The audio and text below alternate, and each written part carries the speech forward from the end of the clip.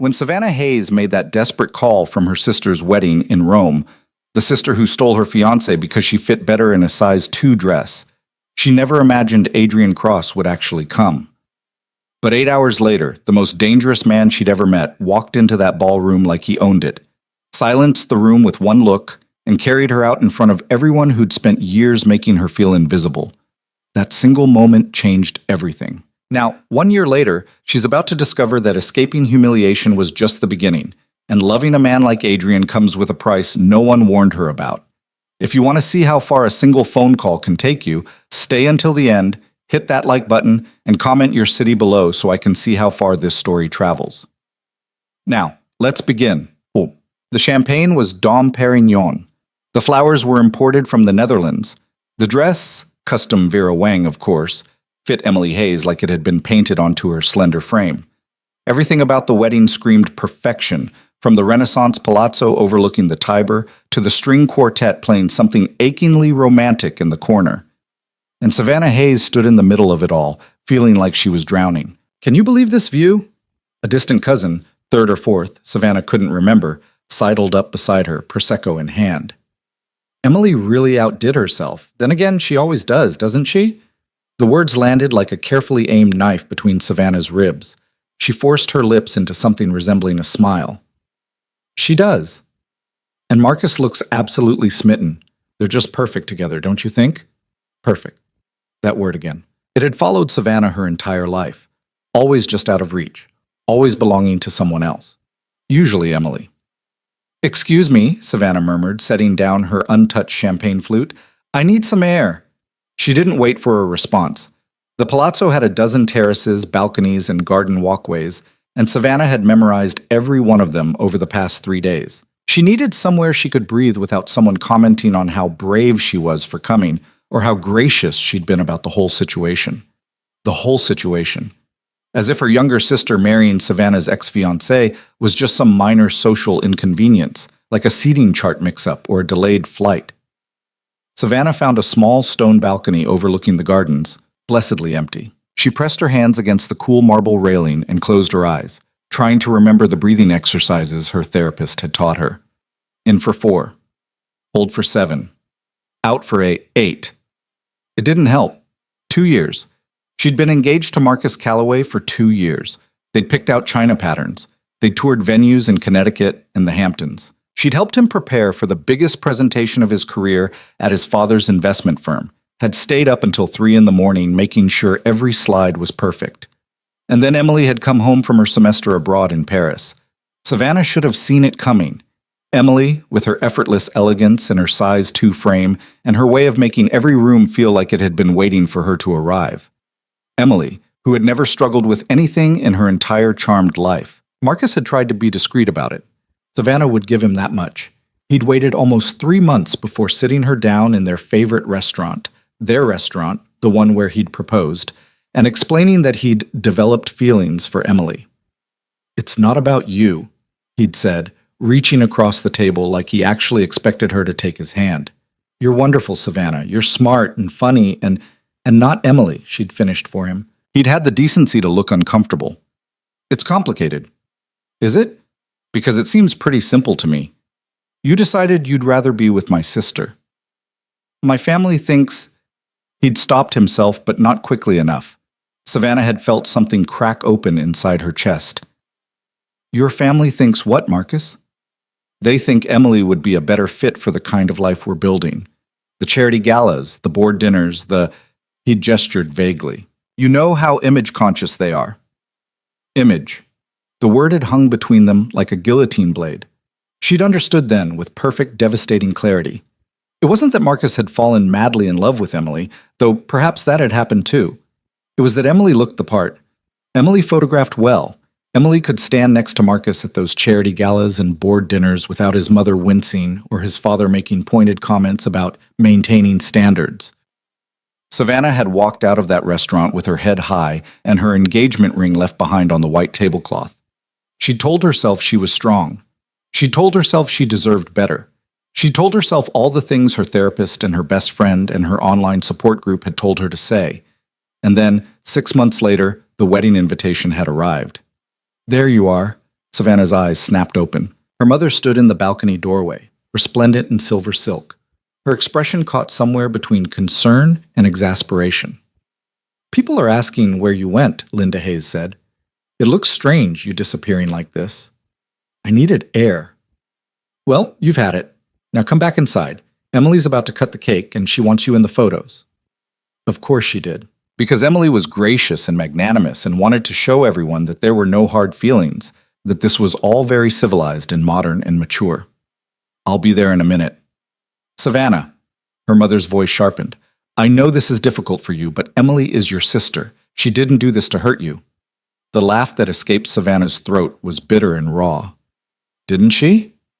Marcus was never right for you anyway. You two wanted different things." "Well, we wanted the same things until Emily showed up." Linda's mouth thinned into a disapproving line. "That's unfair. Emily can't help that she and Marcus connected. Love doesn't follow a schedule, sweetheart. Sometimes it just happens." Sometimes it just happens. As if Emily hadn't spent that entire semester abroad texting Marcus, hadn't engineered coincidental run-ins, hadn't shown up to every family dinner looking like something out of a fashion magazine while asking Marcus thoughtful questions about his work.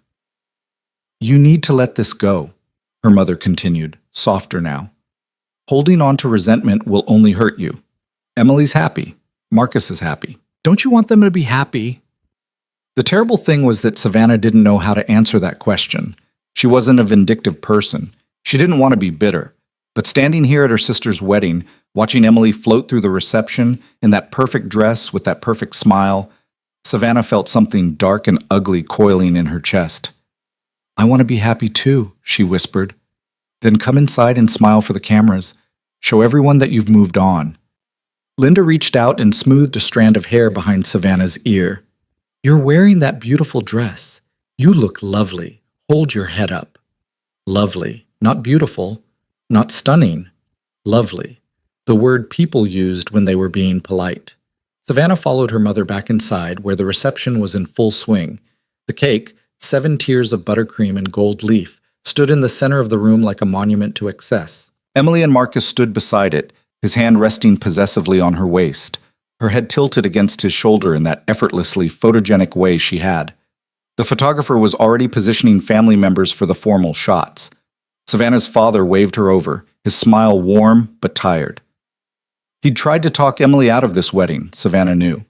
Had actually sat Emily down and asked if she was sure, if she understood what this would do to Savannah. But Emily had cried and said she'd never meant to fall in love with Marcus. But she had, and didn't she deserve to be happy too? And their father, who had never been able to deny Emily anything, had ultimately paid for this palazzo and flown 200 guests to Rome because his youngest daughter asked him to. "Savannah, over here," the photographer called. "Stand next to your mother." She moved into position, muscle memory taking over. She knew how to do this. She'd spent 32 years standing in family photos, always positioned carefully so the camera would be kind, always wearing the right smile. Emily reached out and squeezed her hand. "I'm so glad you're here," she whispered, and Savannah could hear the genuine emotion in her voice. That was the worst part. Emily actually meant it. In her mind, she hadn't done anything wrong. She'd just fallen in love. The photographer counted down. 3, 2, 1. The flash went off, capturing them all. The perfect family at the perfect wedding. No one looking at that photo would know that Savannah's smile was held together with sheer willpower, or that her hand in Emily's felt like a betrayal of herself. After the photos, the dancing began. Marcus and Emily took the floor first, swaying to "At Last" by Etta James, which had been Savannah and Marcus's song, actually, but apparently that detail had been forgotten or ignored. Savannah stood at the edge of the crowd and watched, feeling like she was observing her own life from outside her body. "Savannah Hayes." The voice came from behind her, smooth and faintly amused. Savannah turned and found herself face to face with David Westbrook, a friend of Marcus's from Yale. She'd met him a dozen times at various events during her engagement, had always found him pleasant enough, if a bit too entitled. "David, hi." "Quite the party, isn't it?" He stepped closer, and she caught the scent of expensive scotch on his breath. "Though I have to say, you're handling this whole thing remarkably well. Most women would have skipped the wedding entirely." "Most women probably weren't raised by Linda Hayes." He laughed. "Fair point. Your mother does have a gift for social engineering. He tilted his head, studying her. You look beautiful tonight, by the way. That dress is stunning on you. There was something in his tone that made her skin prickle, an edge that hadn't been there during her engagement when she'd been Marcus's fiancée and therefore off limits. Thank you, she said carefully. I've always thought Marcus was an idiot for letting you go. David moved closer, close enough that she could feel the heat radiating off him. If you'd been mine, I wouldn't have looked twice at anyone else, sister or not. Savannah took a step back. That's kind of you to say. I'm not being kind. I'm being honest. His hand landed on her arm, fingers curling around her wrist. You're in Rome for another 2 days, right? We should have dinner, just the two of us. I know a place near the Spanish Steps. Very private, very romantic. She pulled her arm free. I don't think that's a good idea. Why not? You're single. I'm single. We're both stuck at this wedding watching your ex marry your sister. Seems like we could use some distraction. I appreciate the offer, but come on, Savannah.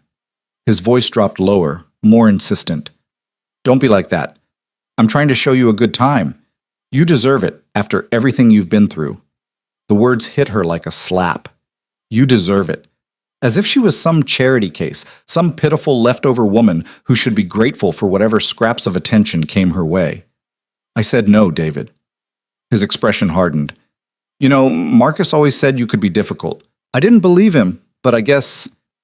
Is there a problem here? Savannah hadn't heard anyone approach, but suddenly there was a man standing beside her, tall and imposing in a dark suit. She didn't recognize him, but there was something about his presence, controlled, dangerous, absolutely certain, that made David take an immediate step back. No problem, David said quickly. Just catching up with an old friend. Didn't look like friendly catching up. The stranger's voice was quiet, almost conversational, but there was steel underneath. Looked like you were bothering her. I wasn't. We were just... David glanced at Savannah, then back at the stranger. Who the hell are you? Someone who thinks you should walk away now. For a moment, David looked like he might argue. Then something in the stranger's eyes must have convinced him otherwise, because he muttered something under his breath and disappeared into the crowd. Savannah exhaled slowly, her heart hammering. Thank you. You didn't have to do that. The stranger turned to face her fully, and Savannah felt her breath catch. He was striking, not handsome in the conventional sense, but compelling in a way that made it impossible to look away. Dark hair, sharp features, eyes that seemed to see straight through her. Are you all right? He asked. I'm fine. Just another hazard of being the abandoned fiancé at the wedding. The words came out more bitter than she'd intended. Sorry, that was... honest, he finished. He studied her for a moment. You're Savannah, the bride's sister. And you are?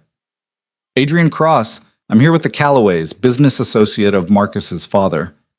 Of course. Another one of the investment banking crowd. Savannah should have guessed from the watch, understated but probably worth more than her car, and the way he carried himself, like someone accustomed to getting exactly what he wanted. Well, thank you for the rescue, Adrian Cross. I should probably... Dance with me. She blinked. What? You've been standing at the edge of this party for the last 20 minutes looking like you'd rather be anywhere else. Dance with me. Give them something else to look at. I don't think that's... One dance, he said. Then you can go back to whatever quiet corner you've been hiding in. There was a challenge in his voice, but also something else. Something that sounded almost like understanding. Savannah found herself nodding before she'd fully thought it through. Adrian led her onto the dance floor just as the band shifted into something slower, jazzier. His hand settled at her waist, and Savannah was suddenly acutely aware of how solid he felt, how completely present. Most men she'd danced with at events like this had been distracted, their attention divided between conversation and social calculation. Adrian's attention was entirely on her. You're wondering why I asked you to dance, he said. The thought crossed my mind. I don't like bullies. And I don't like watching someone be cornered at a party. Very chivalrous of you. A slight smile touched his mouth. I'm not chivalrous, but I do believe in fair fights. They moved together in silence for a moment, and Savannah became aware of eyes on them. She could see her mother watching from across the room, eyebrows raised in question. Emily had noticed too, her gaze curious as she danced with Marcus. Everyone's staring, Savannah murmured. Let them stare. You're not doing anything wrong. I'm dancing with a stranger at my sister's wedding to my ex-fiancé. In some circles, that might be considered tacky. In some circles, your sister marrying your ex-fiancé might be considered tacky, Adrian replied evenly. But here we are. Savannah felt a surprised laugh bubble up. You don't pull your punches, do you? Life's too short for polite lies. Most people don't see it that way. Most people are exhausting. He spun her smoothly, and for a moment Savannah forgot where she was. Forgot the eyes watching. Forgot everything except the music and the man holding her. Tell me something, Savannah. Why did you come to this wedding? Because my family expected me to. That's not a reason. That's an excuse. She bristled. You don't know me well enough to make that judgment. You're right. I don't.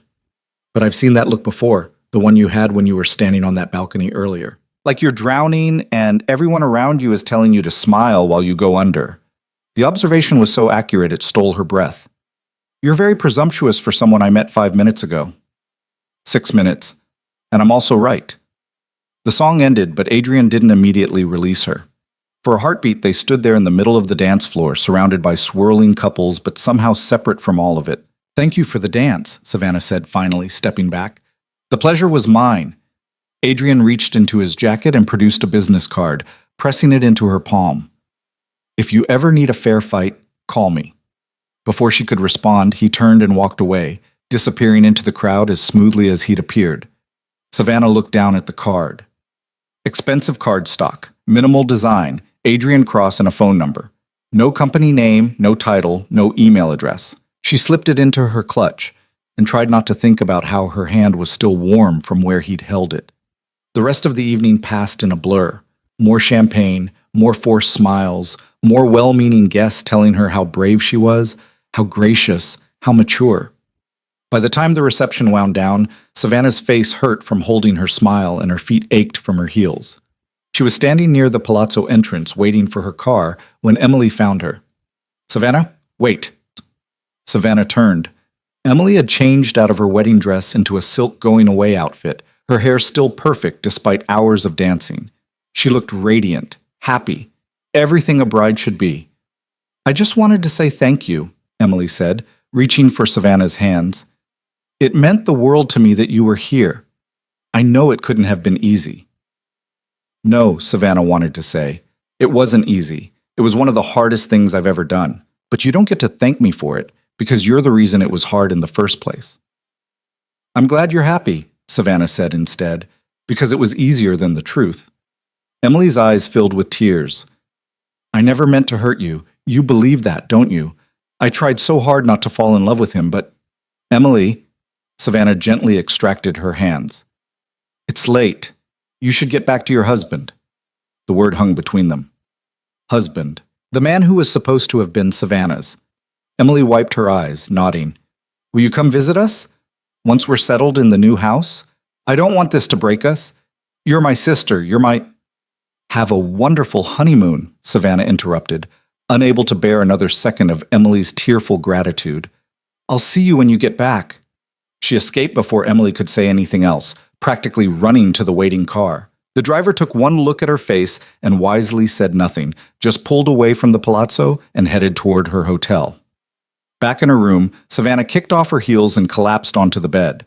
She should feel relieved that the weekend was over, that she'd survived, that she could go home tomorrow and put this entire nightmare behind her. Instead, she felt hollow. Her phone buzzed. A text from her mother. You handled yourself beautifully tonight. I'm proud of you. Savannah stared at the message. Handled herself. Like she was a poorly trained dog who'd managed not to bite anyone. Another text, this time from her best friend Zoe. You're a goddamn saint for getting through that. Call me when you're home. Wine and Thai food, and we'll trash talk everyone. At least Zoe understood. At least someone in her life was willing to acknowledge that this entire situation was insane. Savannah changed out of her dress and into pajamas, then stood at the window, looking out over Rome. The city glittered in the darkness, beautiful and ancient and utterly indifferent to her pain. She pulled Adrian's business card from her clutch and turned it over in her fingers. If you ever need a fair fight, call me. What did that even mean? And why had he given it to her? They were strangers. They'd shared one dance and a brief conversation about bullies and drowning. Savannah set the card on the nightstand and climbed into bed. She wouldn't call him. Tomorrow she'd fly home, and in a few weeks this would all be a bad memory. She'd move on. She'd rebuild her life. She'd prove to everyone, to her family, to Marcus, to Emily, to herself, that she was fine. But as she lay in the darkness, staring at the ceiling, Savannah couldn't shake the feeling that something had shifted tonight. That the woman who walked out of that palazzo wasn't quite the same woman who'd walked in. And she couldn't stop thinking about Adrian Cross's eyes, and the way he'd looked at her like she was someone worth fighting for. The next day unfolded in a haze of exhaustion and forced normalcy. Savannah packed her bags, had breakfast with her parents, who spent the entire meal praising Emily's wedding and carefully not mentioning Marcus, and made it to the airport with 2 hours to spare. She was sitting at her gate, scrolling mindlessly through her phone, when she saw the first photo. Emily had posted to Instagram, a shot of her and Marcus on the Palazzo Terrace, the Roman skyline glowing behind them. "Forever starts now," the caption read, followed by a string of heart emojis. Savannah's thumb hovered over the screen. She should unfollow Emily. She should mute her at least. There was no reason to torture herself with wedding photos and honeymoon updates. But before she could decide, another notification popped up. Someone had tagged her in a comment on Emily's post. "At Savannah Hayes handled this like a queen. If my sister stole my man, I would have burned the whole wedding down." Savannah's stomach dropped. She clicked through and found dozens of comments, most of them from people she didn't know. Apparently, the wedding had been well documented on social media, and the story of the bride marrying her sister's ex-fiancé had caught fire. The older sister was there and everything. That's wild. Imagine having to smile through your sister's wedding to your man. Emily's beautiful, but that's some cold-blooded shit. Team Savannah, all the way. There were photos, too. Someone had captured Savannah standing alone on the balcony, her expression unguarded. Another showed her dancing with Adrian, and the comments on that one were particularly brutal. At least she found someone hot at the wedding. "Mystery man to the rescue. Who is he? I need to know." Savannah closed the app and shoved her phone into her bag. This was a nightmare. By the time she got home, the entire internet would be dissecting her life, her relationship with Emily, her weight, her fashion choices, her... "Savannah Hayes?" She looked up. A woman in her 50s, elegant in a linen suit, stood nearby. "I'm sorry to bother you. I just wanted to say that I think you're incredibly strong. What you did this weekend, being there for your sister despite everything, that took real grace." "Thank you," Savannah managed, though the compliment felt like nails on a chalkboard. "I have 2 daughters myself, and I can't imagine..." The woman shook her head. "Anyway, I just wanted you to know that not everyone thinks you're the villain in this story." She walked away before Savannah could respond, leaving her sitting there with the terrible realization that people actually were picking sides, that her private pain had become public entertainment. The flight home was mercifully uneventful. Savannah slept through most of it, exhausted in a way that went bone deep. When she finally walked into her apartment in Manhattan, she felt like she'd been gone for a month instead of a long weekend. Zoe was waiting for her as promised, with wine and Thai food and a fury that made Savannah want to cry with gratitude. "I can't believe they actually did it," Zoe said, pouring them each a generous glass of wine. "I mean, I knew they were engaged, but I kept thinking someone would come to their senses. Your parents, at least. But no, they just threw them a fairy tale wedding like this is totally normal. My mother thinks I'm being dramatic. Your mother thinks image is more important than basic human decency." Zoe handed her the wine. "Drink. You've earned it." They settled on the couch, and Savannah recounted the weekend in brutal detail. The comments from relatives, David's proposition, the endless photos, Emily's tearful gratitude. "She actually thanked you?" Zoe looked incredulous. "For what? For not setting the cake on fire? For being there. For being gracious." Jesus Christ. Zoe drained half her wine in one swallow. "I know she's your sister, but I really want to hate her right now. She doesn't think she did anything wrong. That's the part I can't get past. In her mind, she just fell in love. It was nobody's fault. It was absolutely her fault, and Marcus's. And your parents for enabling this whole thing." Zoe reached over and squeezed Savannah's hand. "You know that, right? This isn't on you." Savannah nodded, but the words felt hollow. Because part of her, a small, toxic part she hated, whispered that maybe it was on her. Maybe if she'd been different, been better, been more like Emily, Marcus would have stayed. Maybe she'd failed some fundamental test without even knowing it. Oh, before I forget, Zoe said, reaching for her phone, you need to see this. Some gossip site picked up the wedding story. No, absolutely not. You need to know what they're saying. I really don't. But Zoe was already pulling up the article. Wedding Wars, Bride marries sister's ex-fiancé in lavish Rome ceremony. The piece was exactly as awful as Savannah had feared. They dug up old photos of her and Marcus together, contrasted them with wedding shots of Emily and Marcus. The comments section was a war zone of people either defending Emily's right to love who she loved or calling her a heartless snake. And there, in the middle of it all, was a photo of Savannah dancing with Adrian. The caption read, "Mystery man comforts jilted sister at wedding reception." "At least you look hot," Zoe offered. Savannah dropped her head into her hands. "This is a disaster. It'll blow over. Next week someone else will do something scandalous and everyone will forget about you." But Savannah wasn't sure she believed that. The internet had a long memory, and she'd just become a cautionary tale, or worse, a victim people could pity from the comfort of their keyboards. She spent the next week trying to rebuild some semblance of normal life. She went to work at the nonprofit where she managed fundraising campaigns. She hit the gym. She met friends for dinner. She did all the things a well-adjusted woman recovering from public humiliation was supposed to do. But at night, alone in her apartment, the darkness crept back in. The photos from Rome haunted her. Every time she closed her eyes, she saw Emily in that perfect dress, Marcus looking at her with the kind of adoration he'd once aimed at Savannah. And she heard her mother's voice. "Don't you want them to be happy?" 10 days after the wedding, Savannah was having coffee with Zoe when her phone rang. Unknown number. She almost didn't answer, but something made her pick up. "Is this Savannah Hayes?" The voice was unfamiliar, professionally polite. "Yes, who's calling?" "My name is Richard Patterson. I'm a freelance journalist working on a feature about modern family dynamics and wedding etiquette. I was hoping you'd be willing to speak with me about your sister's recent wedding." Savannah's blood went cold. "How did you get this number?" "I'm reaching out to several wedding guests for their perspectives. This isn't an expose, Ms. Hayes. I'm interested in the nuanced conversation about—" "I'm not interested." Savannah hung up, her hands shaking. "What was that?" Zoe asked. "A reporter asking about the wedding." "Oh, hell no." Zoe's expression darkened. "They can't seriously be—" Savannah's phone rang again. Different number. This time she didn't pick up, but the voicemail that followed made her stomach turn. "Hi, Savannah. This is Jennifer Chen from Modern Love magazine. I'm working on a piece about non-traditional weddings and the complexities of family relationships. I'd love to get your perspective on—" Delete. Over the next 3 days, Savannah received 17 more calls from various media outlets. 3 direct messages on Instagram from bloggers, and 2 emails from podcasters who wanted to explore her story. Her story. Like her pain was content to be consumed. She stopped answering her phone.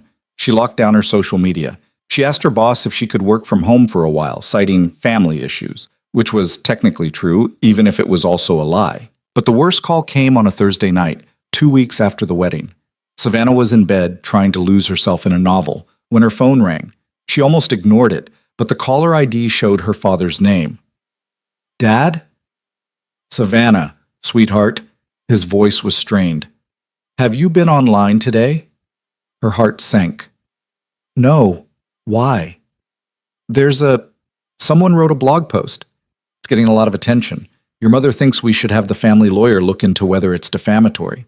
What kind of blog post?" "It's about the wedding. About you and Emily and Marcus." He paused. "Some of it is very unkind." Savannah pulled up her laptop with shaking hands. It took less than 30 seconds to find the post. It had been shared thousands of times, the headline screaming, "The Invisible Sister, How Society's Beauty Standards Enable Cruelty."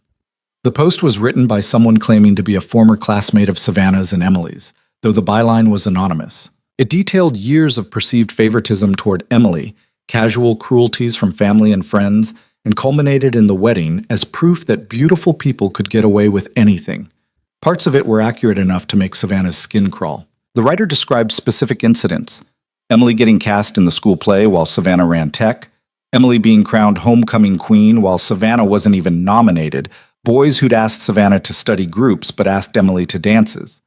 But other parts were exaggerated or outright false, painting their parents as monsters and Emily as a calculating villain. It made their entire family look toxic and dysfunctional. The comments section was a feeding frenzy. "Savannah?" Her father's voice pulled her back. "Are you still there? I'm here. We're going to fix this. Your mother is already drafting a response, and please don't." The words came out sharper than she'd intended. "Please, just leave it alone." "But sweetheart, people are saying terrible things about you, about all of us. We can't just... Responding will only make it worse. This is what they want. Engagement, drama. If we ignore it, it'll die down." Your mother doesn't think..." "I don't care what mother thinks." Savannah's voice cracked. "For once, just once, can you please do what I'm asking instead of what she wants?" Silence on the other end. Then quietly, "All right, if that's what you want." "It is." After they hung up, Savannah sat in the darkness, laptop screen glowing, and read every single comment on that blog post. She read strangers dissecting her life, her choices, her body, her worth. She read people defending Emily, attacking Emily, debating whether Savannah was a victim or a doormat or both. And somewhere around 2 in the morning, something inside her broke. Not the clean break of a bone that could be set and healed. The messy, complicated fracturing of a person who'd been holding herself together with sheer will and finally ran out of strength. Savannah closed her laptop and went to the bathroom. She looked at herself in the mirror. Really looked. Maybe for the first time in months. She saw dark circles under her eyes, the tension in her jaw, the exhaustion that no amount of sleep could touch. She saw a woman who'd spent her entire life trying to be enough and failing. The business card was still in her wallet. She'd transferred it from her clutch the day she got home, though she'd told herself she'd throw it away. Adrian Cross's number. "If you ever need a fair fight, call me." Savannah pulled out her phone. It was past 2 in the morning. He probably wouldn't answer, and if he did, what was she even going to say? That she was drowning, that she needed someone to see her, really see her, the way he had for those 6 minutes on a dance floor in Rome? Her finger hovered over the call button. This was insane. She didn't know this man. He was probably asleep, or in bed with someone, or had given her that card as a polite gesture he'd already forgotten. But the alternative was another night alone in her apartment, another morning waking up to strangers picking apart her life, another day pretending she was fine when everything inside her was screaming. Savannah pressed call before she could change her mind. The phone rang once, twice, 3 times. "Savannah?" His voice was clear, alert, like he'd been expecting her. "What's wrong?" Not hello. Not do you know what time it is. Just immediate certainty that something was wrong and that she needed him. Her voice broke. She'd meant to be composed, to explain calmly, but the moment she heard his voice, everything she'd been holding back came flooding out. "I can't do this anymore. I can't be here, in this city, with people picking apart my life like I'm some kind of tragic character in a story they're all watching for entertainment. I can't go to another family dinner and pretend I'm fine. I can't... Where are you?" "Home. My apartment." "Are you safe?" The question caught her off guard. "Yes, I'm not going to hurt myself. I just..." "Savannah." His voice cut through her spiral, calm and certain. "I need you to listen to me very carefully. Can you do that?" "Yes." "I'm in Seoul right now. That puts me 14 hours ahead of you, but I can be in New York in less than a day. Do you want me to come?" The question was so simple, so direct, that it took her breath away. "You don't even know me." "I know enough. Do you want me to come?" Did she? This was crazy. He was offering to fly halfway around the world because she'd called him in the middle of a breakdown. That wasn't normal. That wasn't how people behaved. But then again, nothing about her life was normal right now. "Yes," she whispered. "Please." "Then I'll be there." She could hear movement on his end, the sound of him already making arrangements. "I'm going to give you a number. It's for a car service. They'll take you anywhere you need to go, anytime, no questions asked. Use them if you need to get out of your apartment. Adrian, you don't have to... Text me if anything changes. If you feel unsafe, if someone bothers you, if you need anything at all. I'll have my phone on me the entire flight. Understood?" "Understood." "Good." I'll see you soon, Savannah. He hung up, and Savannah stood there in her bathroom, phone still pressed to her ear, feeling like she'd just stepped off the edge of a cliff. What had she done? But underneath the shock and the fear was something else, something that felt almost like hope. Because for the first time in weeks, maybe years, someone had heard her say she was drowning and actually thrown her a rope. 23 hours later, Savannah stood in her apartment, staring at her phone like it might explode. Adrian had texted her an hour ago with a simple message. Landed. I'll be at your building in 30 minutes. She'd spent the time since his call in a strange state of suspended reality. She'd showered, changed clothes 3 times, cleaned her apartment even though it was already clean, and tried not to think too hard about what she'd actually done. She'd called a man she barely knew and asked him to fly across the world to rescue her from her own life. When she put it that way, it sounded completely insane. The buzzer rang, sharp and sudden, making her jump. Savannah pressed the intercom button with a shaking hand. Ms. Hayes? The voice was unfamiliar, professional. Mr. Cross is here. Send him up. She opened her apartment door and waited, heart hammering against her ribs. The elevator chimed, and then Adrian stepped into her hallway, and Savannah was struck all over again by the sheer presence of him.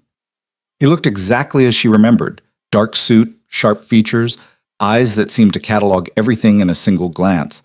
But there was something different about seeing him here, in her space, rather than at that Roman palazzo. He stopped a few feet from her door. May I come in? Yes, of course. She stepped aside, suddenly hyper-aware of her small apartment, her secondhand furniture, the stack of magazines on her coffee table. Can I get you anything? Coffee? Water? You must be exhausted from the flight. I'm fine. He moved into her living room with the easy confidence of someone who is comfortable anywhere. How are you holding up? The question, delivered so directly, nearly undid her. I've had better weeks. I imagine so. He turned to face her fully. I read the blog post, and the articles, and about 500 of the most vicious comments the internet had to offer. Savannah felt heat rise in her cheeks. You didn't have to do that. Yes, I did. If I'm going to help you, I need to understand what we're dealing with. He paused. They're brutal, and most of them don't even know you. That's the internet for you. Everyone's a critic when they're anonymous. It's not just criticism, Savannah. Some of those comments cross the line into harassment. Have any of them tried to contact you directly? She thought about the reporters, the DMs, the emails from strangers offering unsolicited advice or cruel observations about her weight, her fashion choices, her life. A few. Show me. Adrian, I didn't ask you to come here so you could show me.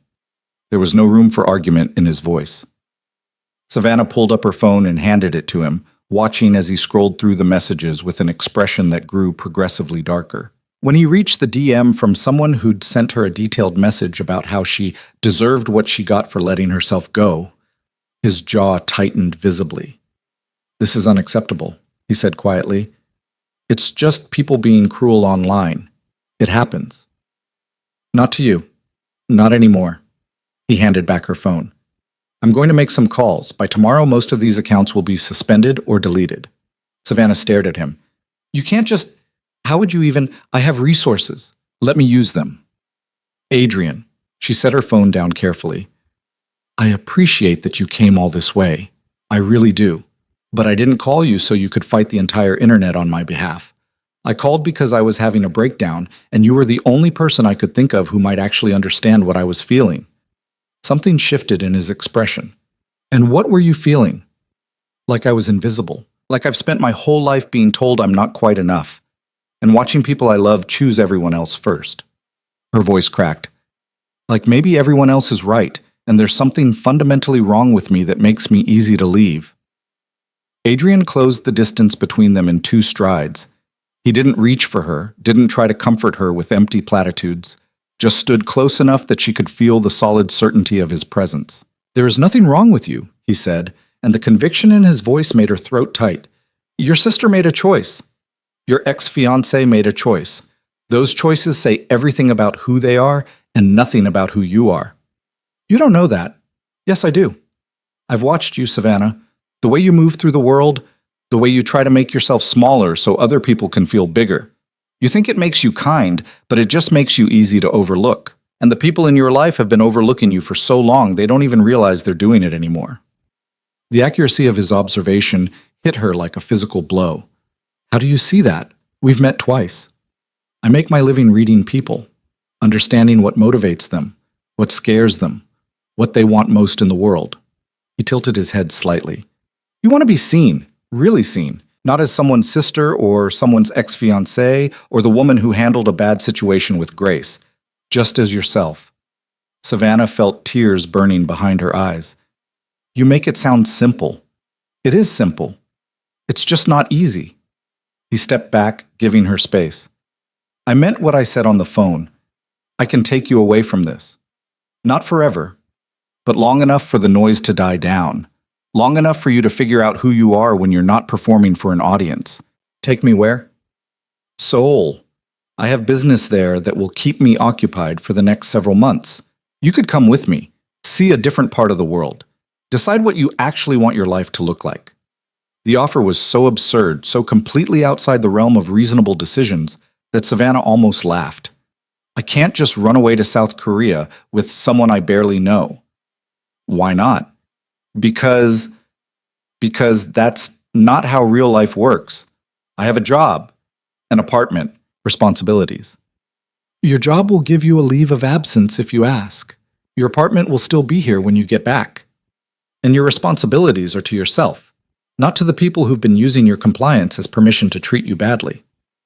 I don't even know you, she said, but the protest felt weak even to her own ears. Then get to know me. You have 24 hours to decide. If you want to stay in New York and ride this out, I'll respect that choice. But if you want out, I'm offering you an exit. Savannah sank onto her couch, overwhelmed. Why are you doing this? What do you get out of it? Adrian was quiet for a long moment. When he spoke, his voice was careful, measured. I don't have many weaknesses, Savannah, but I can't stand watching people be diminished by those who should protect them. You called me because you were drowning. I'm throwing you a rope. Whether you grab it is entirely up to you. He left shortly after, checking into a hotel nearby and giving her space to think.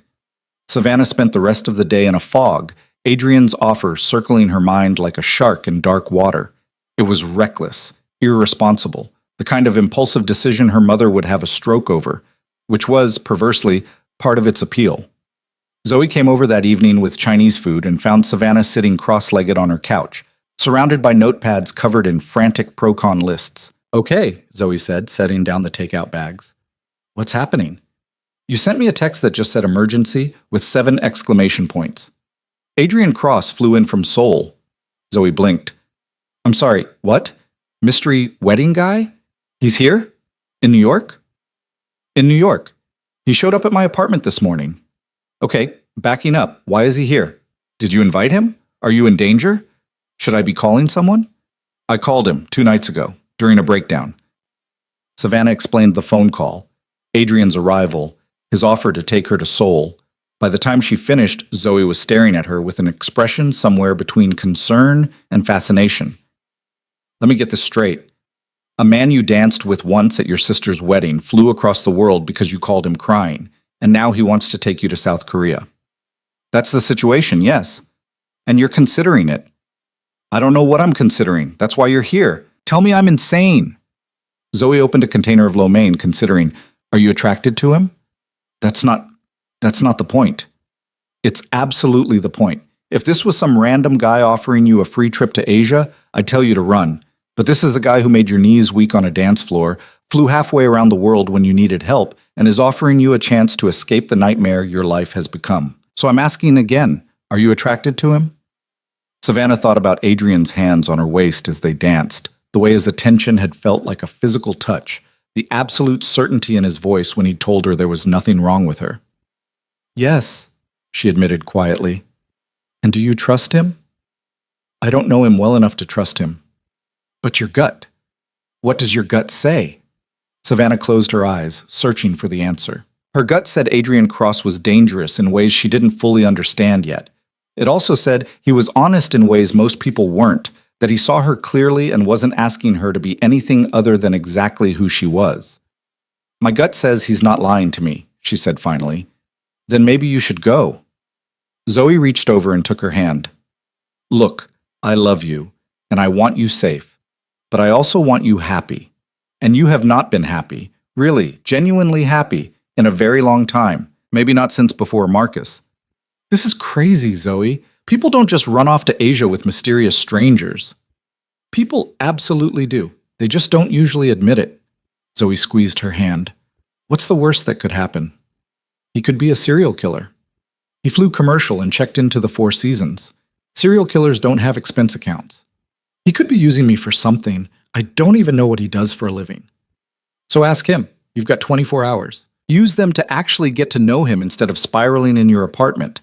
Savannah pulled out her phone and stared at Adrian's number. If I do this, if I actually go to Seoul, you have to promise me something. Anything. If I disappear or turn up dead or join a cult, you have my permission to say you told me so at my funeral. Zoe laughed. Deal. Now text him and set up dinner. You can't make a decision about running away with someone based on one conversation in your living room. Adrian responded to her text within seconds, suggesting a restaurant in the West Village that Savannah had always wanted to try but never had an excuse to visit. She met him there 2 hours later, wearing a simple black dress and enough concealer to hide the evidence of too many sleepless nights. He was already seated when she arrived, and he stood as she approached the table. The gesture was old-fashioned, almost courtly, and it made something flutter in Savannah's chest. You look beautiful, he said as she sat down. You look like you didn't sleep on the plane. A slight smile. Guilty. I worked most of the flight. Doing what exactly? You never told me what kind of business you're in. Import-export, international trade, acquisitions. He said it smoothly, but Savannah caught something in his tone, a careful neutrality that suggested there was more to the story. That's vague? It's also accurate. I broker deals between companies in different countries. It requires a lot of travel, a lot of negotiation, and a fair amount of risk. Legal risk or the other kind? His eyes sharpened with what might have been approval. You're more direct than you were in Rome. I've had a terrible week. It's made me less patient with bullshit. Savannah leaned forward. If I'm going to consider your offer, and I'm not saying I am, I need to know who you actually are, not the business card version, the real version. Adrian was quiet for a moment, studying her. Then he sat back in his chair and seemed to come to some internal decision. All right, the real version. I grew up in Chicago, South Side, not the nice part. My father ran an auto shop that was barely profitable. My mother worked 3 jobs to keep us fed. I got out through a combination of intelligence, ruthlessness, and a willingness to do things other people wouldn't. What kind of things? The kind that pay well and don't appear on tax returns. He held her gaze steadily. I won't lie to you, Savannah. My business operates in gray areas. I follow the law when it's convenient and work around it when it's not. I've made enemies. I've made decisions that would horrify most people. And I sleep fine at night because everyone I deal with knows exactly what game we're playing. Savannah should have been shocked. Horrified, even. Instead, she felt a strange sense of relief at his honesty. Are you telling me this so I'll run away? I'm telling you this so you can make an informed choice. If you come to Seoul with me, you'll be entering my world. It's not always pretty, and it's definitely not safe. But it is honest. I don't pretend to be something I'm not. Unlike my family who pretends everything is fine while they tear each other apart with a smile. Exactly. He leaned forward. I can protect you from the noise, Savannah. I can give you space to figure out what you want, but I can't protect you from who I am. If that's a deal breaker, tell me now and we'll have a pleasant dinner and part as friends. The waiter arrived to take their order, giving Savannah a moment to process. When they were alone again, she asked the question that had been burning in her mind since he'd appeared at her apartment. Why me? You could have any woman you want. Why fly across the world for someone you danced with once?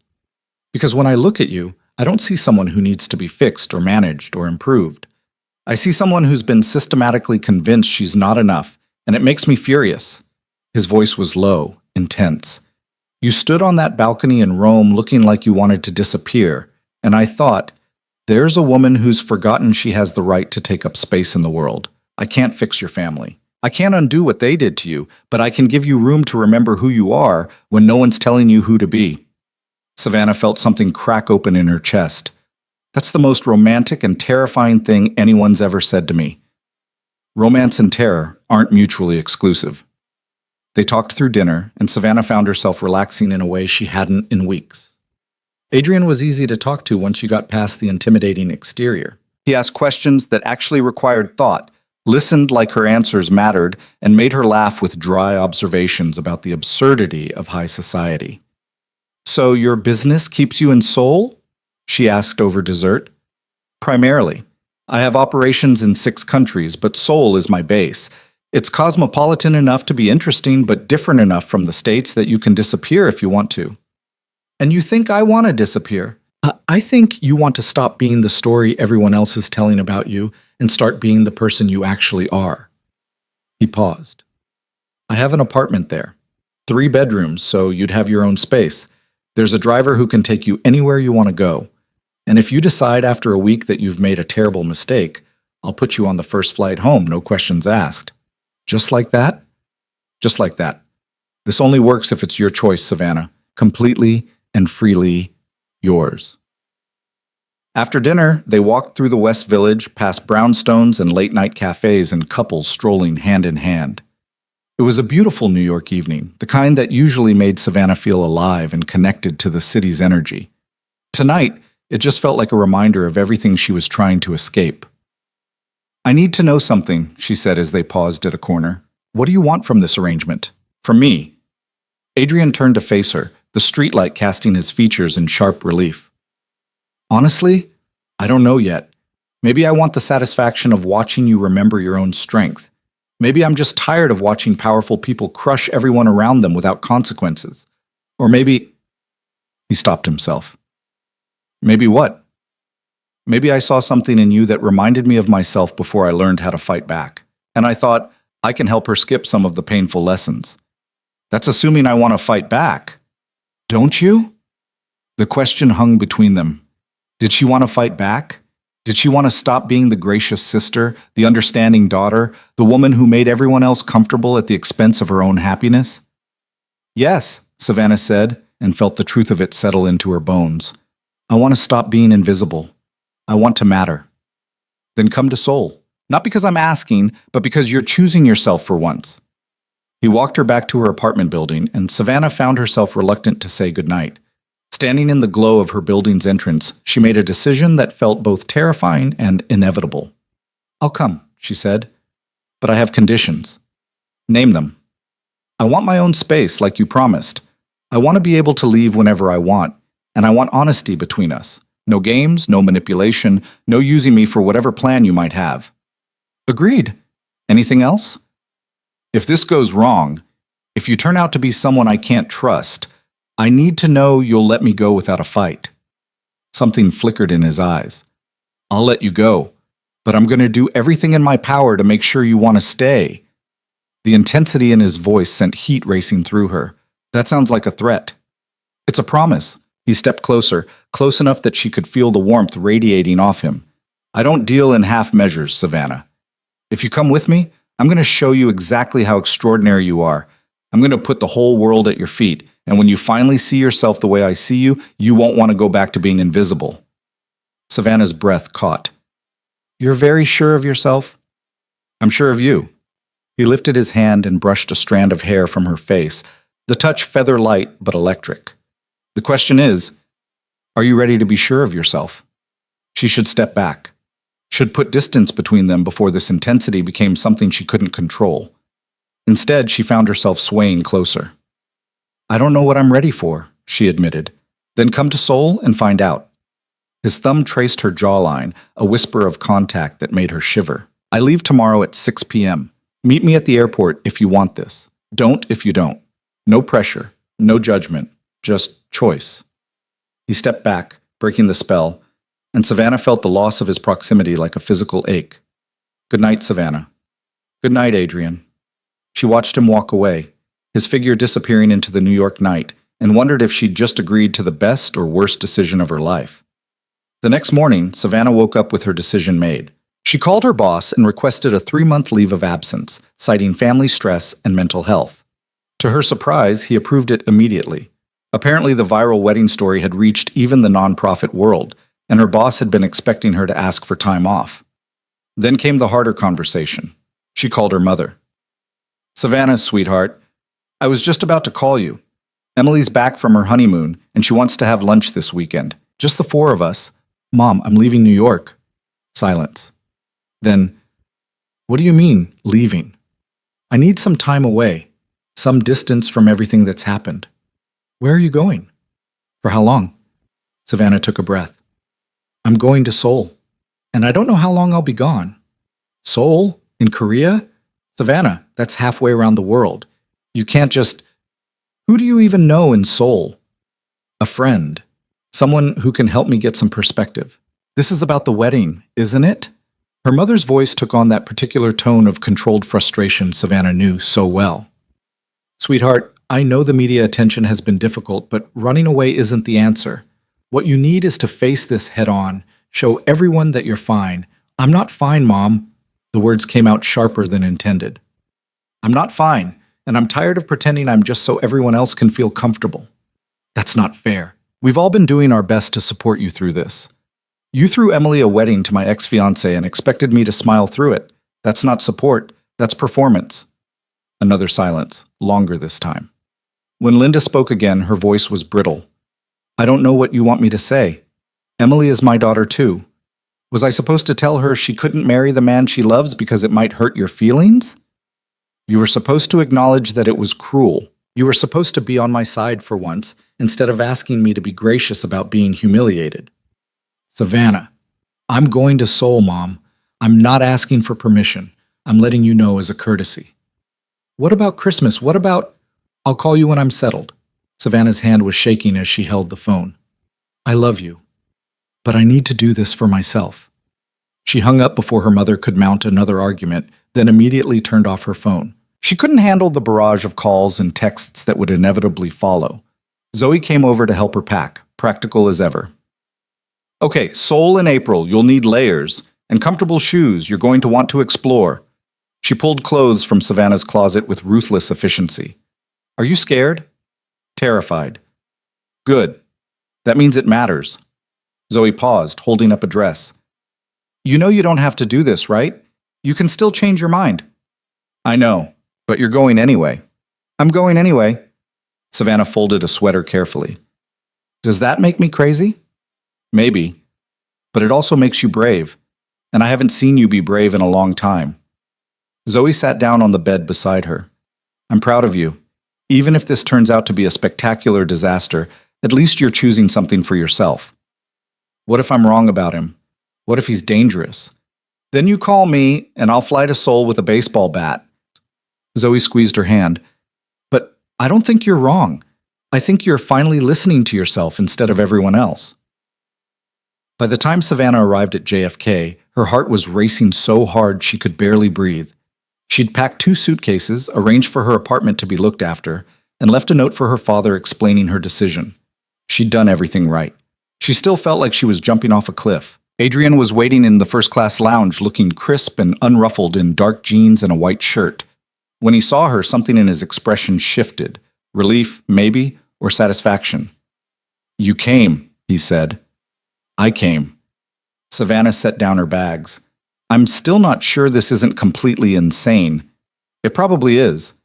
He stood and picked up her luggage like it weighed nothing. But the best decisions usually are. The flight to Seoul was 14 hours of surreal luxury. Adrian had booked them seats in first class that converted into fully flat beds, with privacy screens and more amenities than Savannah had ever experienced. She tried to sleep but found herself too wired, too aware of Adrian reading on his tablet beside her. Can I ask you something? She said after several hours. Always. Why aren't you married? Someone like you, successful, attractive, clearly not lacking in confidence. Why are you single?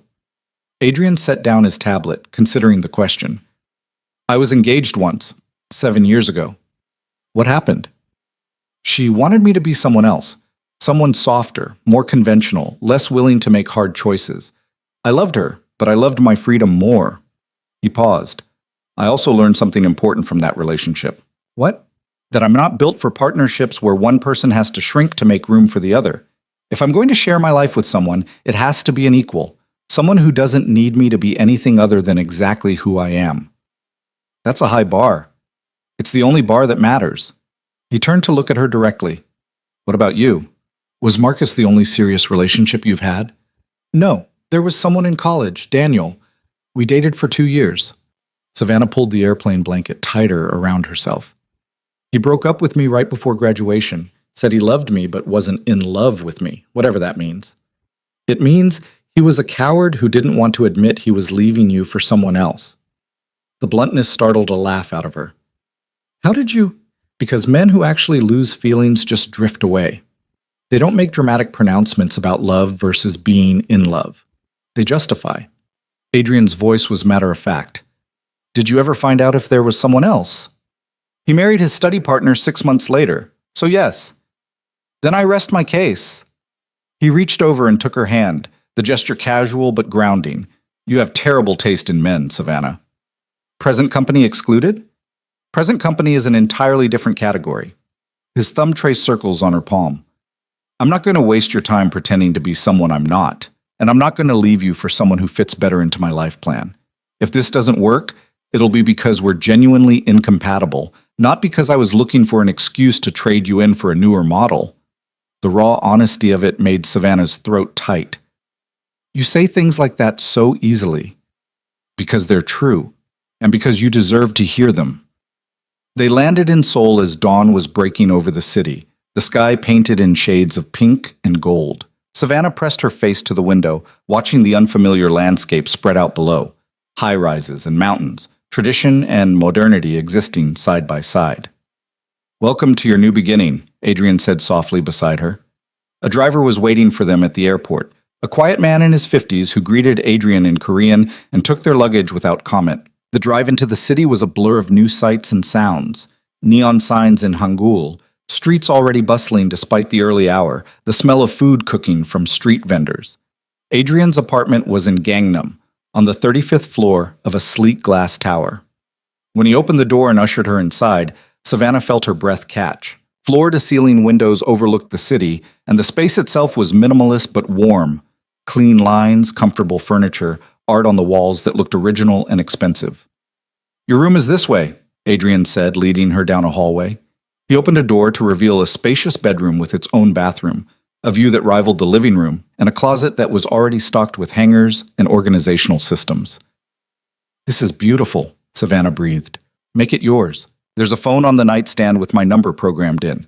Call if you need anything. The driver's number is there too. Jinho speaks English and knows the city better than anyone. Adrian set her luggage inside the room. Get some rest. We'll talk when you wake up. He started to leave, but Savannah caught his arm. Adrian, thank you for all of this. He looked down at her hand on his arm, then back up at her face. For a moment, she thought he might kiss her, and her heart stuttered with anticipation and uncertainty in equal measure. Instead, he covered her hand with his own and said, Don't thank me yet. You haven't seen what I have planned. Then he was gone, the door closing softly behind him, leaving Savannah alone in her beautiful new room in a city she'd never imagined visiting, with a man she barely knew and couldn't stop thinking about. She unpacked mechanically, her body running on autopilot while her mind tried to catch up with the enormity of what she'd just done. She'd left New York. She'd left her job, her apartment, her entire life, and followed a man across the world on nothing but instinct and desperation. It should have felt reckless, dangerous, wrong. Instead, standing at the window and watching Seoul wake up below her, Savannah felt something she hadn't felt in years. She felt like herself. Savannah woke 12 hours later to the sound of rain against the windows and the smell of coffee drifting through the apartment. For a disorienting moment, she didn't know where she was. The bed too comfortable, the light too different, the sounds of the city below unfamiliar. Then memory flooded back, and she sat up abruptly, her heart racing. Seoul.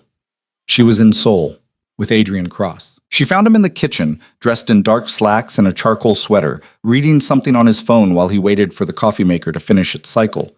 He looked up when she entered, and something in his expression softened. Good morning. Or evening, technically. You slept through most of the day. Jet lag is real. Savannah perched on one of the bar stools, suddenly aware that she was wearing pajama shorts and an oversized t-shirt, her hair probably a disaster. Is that coffee for me? It can be. He poured 2 cups, sliding one across the counter to her. How do you take it? Black. I gave up on cream and sugar years ago when I realized they just made me feel guilty. Adrian's jaw tightened slightly. Let me guess. Someone made a comment about calories. My mother and my sister, and basically every woman in my family for as long as I can remember. Savannah wrapped her hands around the warm mug. It's fine. I'm used to it. It's not fine, and you shouldn't be used to it. He leaned against the counter, studying her. How do you feel? Disoriented? Nervous? Like I'm waiting for someone to tell me this was all a mistake and I need to go home. No one's going to tell you that. You're here because you chose to be. Everything that happens next is also your choice. The certainty in his voice steadied something inside her. What happens next? That depends. Are you hungry? Because I know a place that makes the best bibimbap in the city, and you haven't experienced Seoul until you've eaten properly. 30 minutes later, Savannah found herself in the back of Adrian's car, watching the city blur past in a kaleidoscope of neon and movement. Jinho drove with calm efficiency while Adrian pointed out landmarks. Namsan Tower glowing on the hill, the Han River cutting through the city like a silver ribbon, neighborhoods that each had their own distinct character and energy.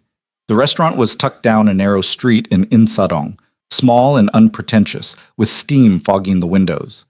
Inside, the warmth hit them immediately, along with the mouth-watering scent of sizzling meat and fermented vegetables. Adrian spoke to the owner in what sounded like fluent Korean, and the woman's face lit up with recognition and pleasure. You come here often? Savannah asked as they were led to a corner table. Often enough that Mrs. Kim knows my order and scolds me when I don't visit for too long. He smiled slightly.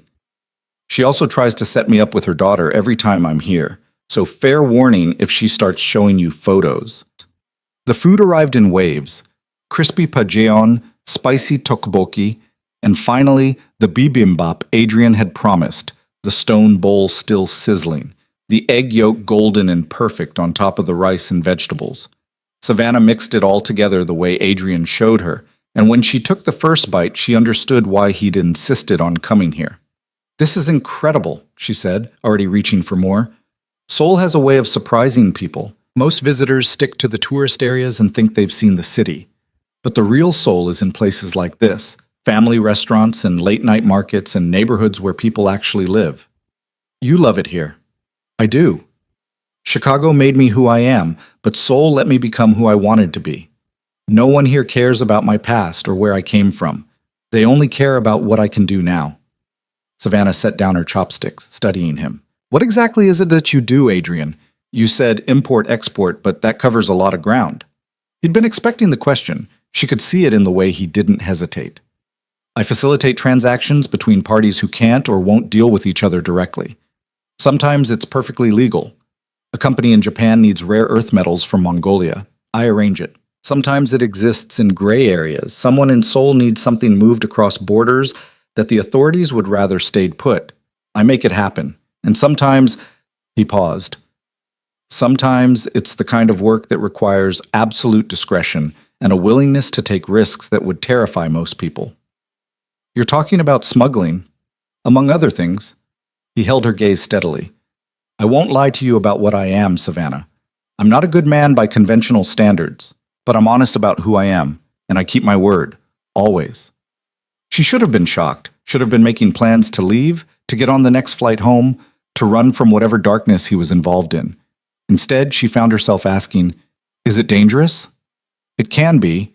I have enemies, people who would hurt me if they could, and people who would hurt anyone close to me to get to me. His voice was level, matter of fact. That's why I need you to understand what being here means. If we're seen together too often, if people start to think you matter to me, you become a target. I can protect you, but only if you're honest with me about where you go and who you talk to.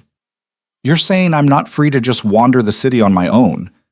I'm saying you're free to do whatever you want, but freedom comes with risk, and I need you to be aware of what those risks are. He reached across the table and took her hand. I don't want to control you, Savannah, but I do want to keep you safe. The touch of his hand sent electricity up her arm. This is a lot to process. I know. That's why I'm telling you now, before things go any further. You can leave tomorrow if you want. I'll put you on a plane, give you enough money to start over somewhere else, and we'll part as friends. Or you can stay, knowing exactly who I am and what I do, and we'll figure out what this is together. Savannah looked down at their joined hands. His grip was firm, but not tight. his thumb tracing small circles on her palm. She could feel the calluses on his fingers, the strength in his hands, the heat of his skin against hers. "I'm tired of safe," she heard herself say. "I've spent my whole life being careful and appropriate and doing what everyone expected. And where did it get me? Standing at my sister's wedding to my ex-fiancé, being torn apart by strangers online, feeling invisible in my own life." She looked up and met his eyes. "Maybe danger is exactly what I need right now." Something blazed in Adrian's expression. Triumph, desire, possessiveness, all tangled together. "Careful, Savannah. I might start to think you're actually as brave as I believe you are." "Maybe I am, or maybe I'm just tired of being afraid." They finished dinner in a charged silence, the air between them thick with possibility and the weight of decisions being made. When they emerged back onto the street, the rain had stopped, leaving the pavement slick and gleaming under the streetlights. Adrian's phone buzzed. He glanced at it, and Savannah saw his expression shift, the warmth draining away, replaced by something cold and calculating. "I need to take care of something," he said. "Jin Ho will drive you back to the apartment. Is everything all right?" "It will be." He signaled to Jin Ho, who pulled the car up to the curb. "I'll be home late." "Don't wait up!" Before she could respond, he was walking away, already on his phone, his voice low and rapid in Korean. Savannah watched him disappear around a corner, feeling suddenly adrift. The drive back to the apartment was quiet. Jin-ho seemed to sense she didn't want conversation, instead turning on soft jazz that filled the silence.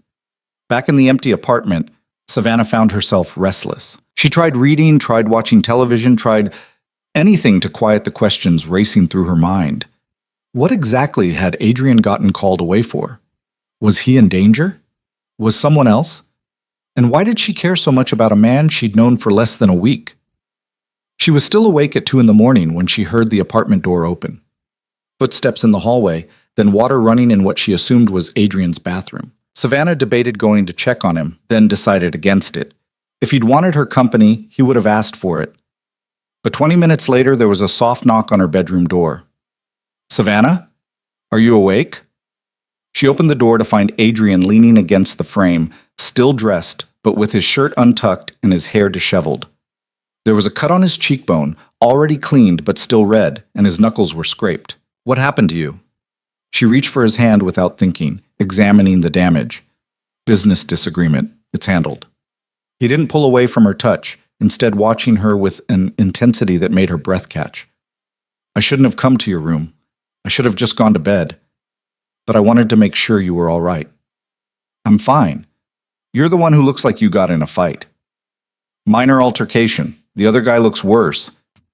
He said it so casually that Savannah felt a chill run down her spine. "Does that scare you, knowing that I hurt someone tonight?" She should say yes, should step back, close the door, put distance between herself and whatever darkness lived inside him. Instead, she pulled him into her room and closed the door behind them. "Sit," she ordered, pointing to the bed. "Let me clean those cuts properly." She went to the bathroom and returned with the first aid kit she'd found earlier, settling beside him on the bed. Up close, she could see other marks. A bruise forming along his jaw, scratches on his neck. Whatever had happened tonight, it had been violent. "This is going to sting," she warned, dabbing antiseptic on his cheekbone. Adrian didn't flinch. "I've had worse." That's not reassuring. She worked carefully, cleaning each cut and scrape with gentle precision. "Do you get in fights often?" "Only when negotiation fails. I prefer words to violence, but some people only understand force. And tonight, those people needed to understand force. They needed to understand that crossing me has consequences." His hand came up to rest on her waist, anchoring her. "They also needed to understand that anyone under my protection is untouchable." Savannah's hands stilled. "Was this about me?" "Indirectly. Word got out that I brought someone to Seoul with me. Certain parties wanted to know if you were a weakness they could exploit." His eyes were hard, dangerous. "I made it very clear that touching you would be the last mistake they ever made." The possessiveness in his voice should have alarmed her. Instead, it sent heat pooling low in her belly. "You barely know me." "I know enough. And what I don't know yet, I intend to learn." His thumb traced slow circles on her hip through the thin fabric of her pajamas. "Tell me to leave, Savannah. Tell me to go back to my room and we'll pretend this conversation never happened." She knew what he was really asking. This was a line they were approaching, a point of no return. If she sent him away now, they could maintain the fiction that this was just a temporary arrangement, that she was here to heal and nothing more. But if she asked him to stay, "I don't want you to leave," she whispered. Adrian's eyes darkened. "Be sure, because if I stay, things change between us. I can't look at you the way I am right now and keep my distance. I can't touch you and pretend it doesn't mean everything." "Then stop pretending." Savannah set aside the first aid kit and turned to face him fully. "I'm tired of everyone in my life pretending. Pretending my sister didn't betray me. Pretending I'm fine when I'm not. Pretending I don't feel what I feel." She reached up and traced the line of his jaw, careful to avoid the bruise. "I feel something when I'm with you, something I've never felt before. And I'm tired of being too scared to reach for what I want." "What do you want, Savannah?" "You. This. Whatever this is between us, I want to see where it goes." Adrian moved with the controlled grace of a predator, shifting so that she was beneath him on the bed, his body caging hers. He braced himself on his forearms, keeping his weight off her but close enough that she could feel the heat of him, the coiled tension in his muscles. "You have no idea what you're asking for," he said, his voice rough. "Then show me." He kissed her like he'd been starving for it, like he'd been holding himself back from the moment he saw her on that balcony in Rome, and finally, the leash had snapped. His mouth was demanding, possessive, claiming her with an intensity that made her head spin and her body arch against him. Savannah had been kissed before. She'd been touched, desired, wanted, but this was different. Adrian kissed her like she was the only thing in the world that mattered, like he could pour all his carefully controlled intensity into this one point of contact and remake her from the inside out. When he finally pulled back, they were both breathing hard, and Savannah felt like she'd been struck by lightning. "I meant what I said in New York," Adrian said, his forehead resting against hers. "I'm going to show you exactly how extraordinary you are. I'm going to make you see yourself the way I see you. And when you finally believe it, when you finally understand your own worth, you're going to be unstoppable." "That sounds like a promise." "It is."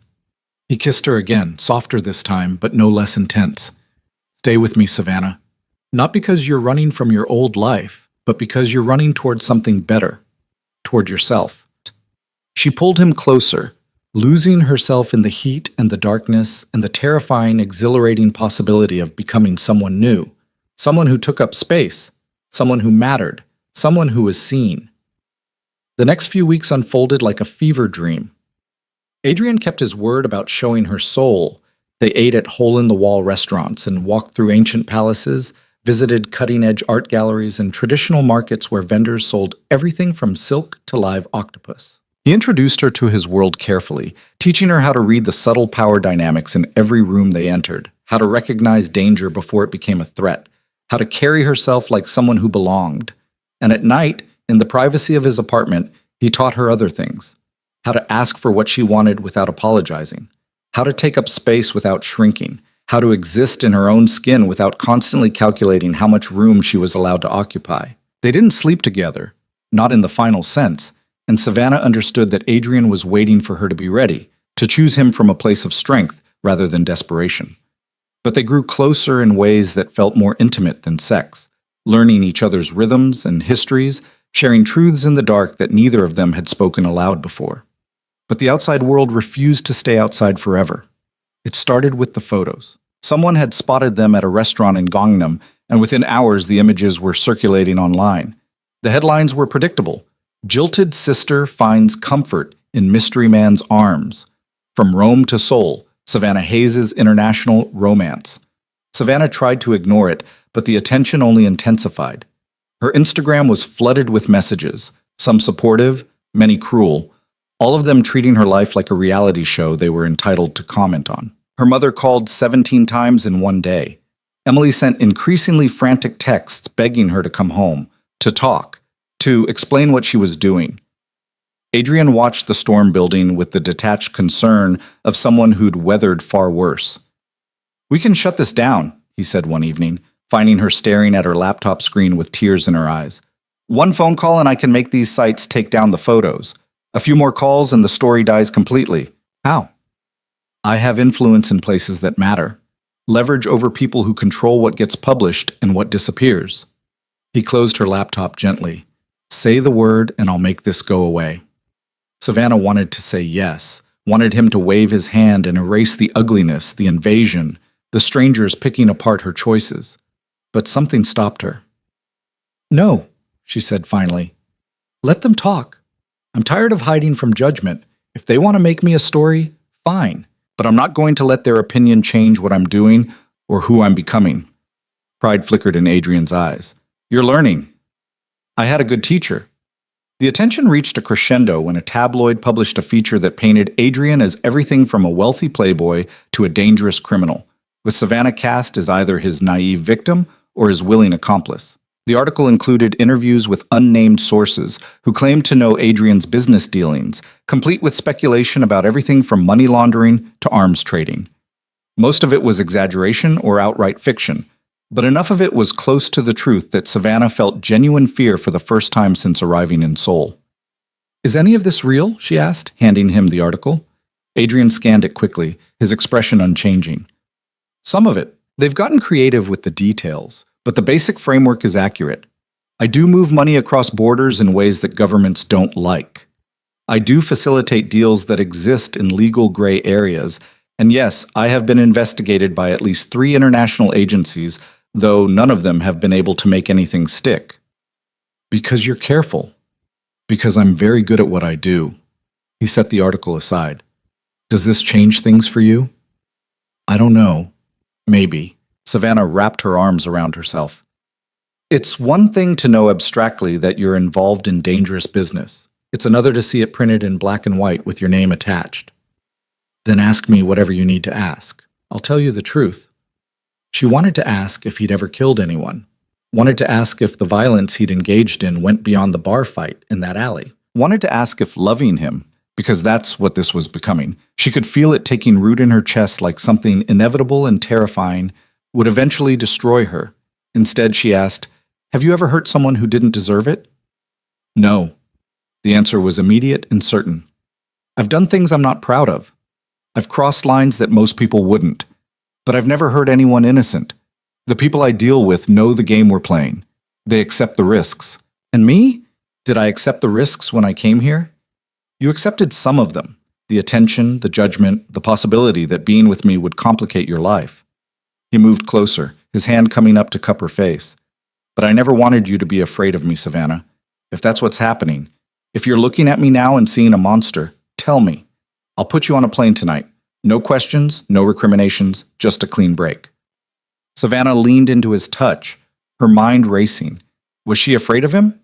No, not of Adrian himself, but she was afraid of what loving him might cost, of the world she was entering, of the person she might have to become to survive in it. I'm not afraid of you, she said finally, but I'm afraid of losing myself in all of this.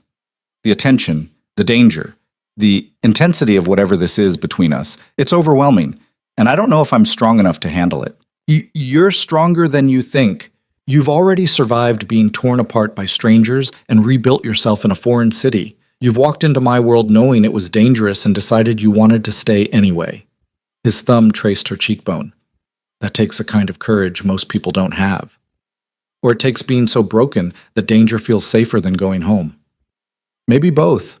But you're not broken, Savannah. You're just finally allowing yourself to be whole. She wanted to believe him, wanted to trust that she was becoming someone stronger, braver, more herself. But that night, alone in her room, she found herself searching Adrian's name online, falling down rabbit holes of speculation and accusation, each article painting him as progressively more dangerous. By 3 a.m, she'd found a blog post that made her blood run cold. It was written by someone claiming to be a former associate of Adrian's, detailing a woman who'd gotten too close to him years ago.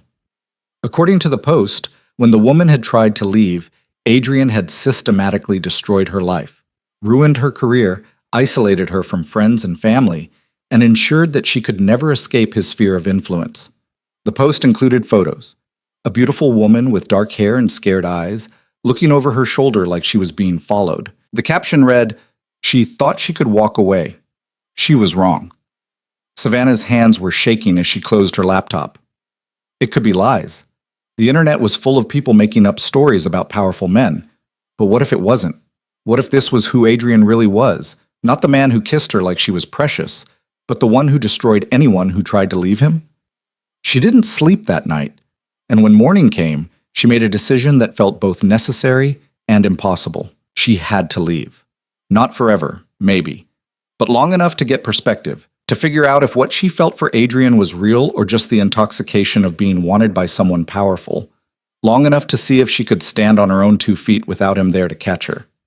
Jinho drove her to the airport without questions, his expression carefully neutral when she asked him not to tell Adrian where she was going. She'd left a note on the kitchen counter, brief and to the point. I need time to think. I'm going home. Please don't follow me. The flight to New York felt endless. Savannah spent most of it staring out the window, watching clouds stream past, wondering if she was making the biggest mistake of her life or the smartest decision she'd ever made. When she landed at JFK, her phone buzzed with a single text from Adrian. You're free to go anywhere, anytime, but know that I'll be waiting when you're ready to come back. No anger, no recriminations, just acceptance and the promise that he'd still be there. It should have been reassuring. Instead, it made her cry in the middle of the airport, overwhelmed by the realization that she'd just walked away from the first person who'd ever made her feel truly seen. Zoe picked her up from the airport, took one look at her face, and drove straight to her apartment without asking questions. Once inside, with wine poured and Thai food ordered, Savannah finally broke down and told her everything. Adrian's business, the growing media attention, the blog post about the woman he'd supposedly destroyed, her fear that she was falling for someone who might be dangerous. Okay, Zoe said when she'd finished. Let's think about this logically. Do you actually believe Adrian would hurt you? No, but I believe Marcus would never leave me. And look how that turned out. That's not the same thing and you know it. Marcus was a coward who chose the easier path. Adrian flew across the world because you asked him to. He's been nothing but honest with you about who he is. That's the opposite of Marcus. But what if the blog post is true? What if there really was a woman who tried to leave and he ruined her life? Zoe pulled out her own laptop. What blog was it? Savannah navigated to the post, watching as Zoe read it carefully. When she finished, Zoe sat back with a thoughtful expression. This is bullshit, she said finally. How do you know? Because I'm a research librarian and I know how to spot fake sources. Look, she pointed to the byline. Anonymous author, no verifiable details about who wrote it or when. The photos have no metadata, no source attribution. The former associate doesn't give their name or any specific details that could be verified. And look at the comments. They're all from accounts created within the last month, probably sock puppets agreeing with the narrative. But it could still be true. It could be. But so could any random accusation someone makes on the internet. Without evidence, it's just a story someone wrote to get clicks. Zoe closed the laptop. Here's what I think. I think you got scared, which is completely understandable. You went from one extreme to another in a matter of weeks. But instead of talking to Adrian about your fears, you ran. Just like you've been running from difficult conversations your whole life. The observation stung because it was accurate. I left him a note. A note saying you needed time to think, not a note explaining what scared you or giving him a chance to address it. You just disappeared. Zoe softened her voice. Look, I don't know if Adrian is a good guy or a bad guy or something in between, but I do know that he's been honest with you from the start, and you owe him the same honesty in return. Savannah spent the next 2 days holed up in her apartment, trying to convince herself that coming home had been the right decision. She avoided her family, ignored the emails from her boss asking when she'd be back to work, and spent hours staring at her phone debating whether to call Adrian. On the 3rd day, her father showed up at her door. Savannah.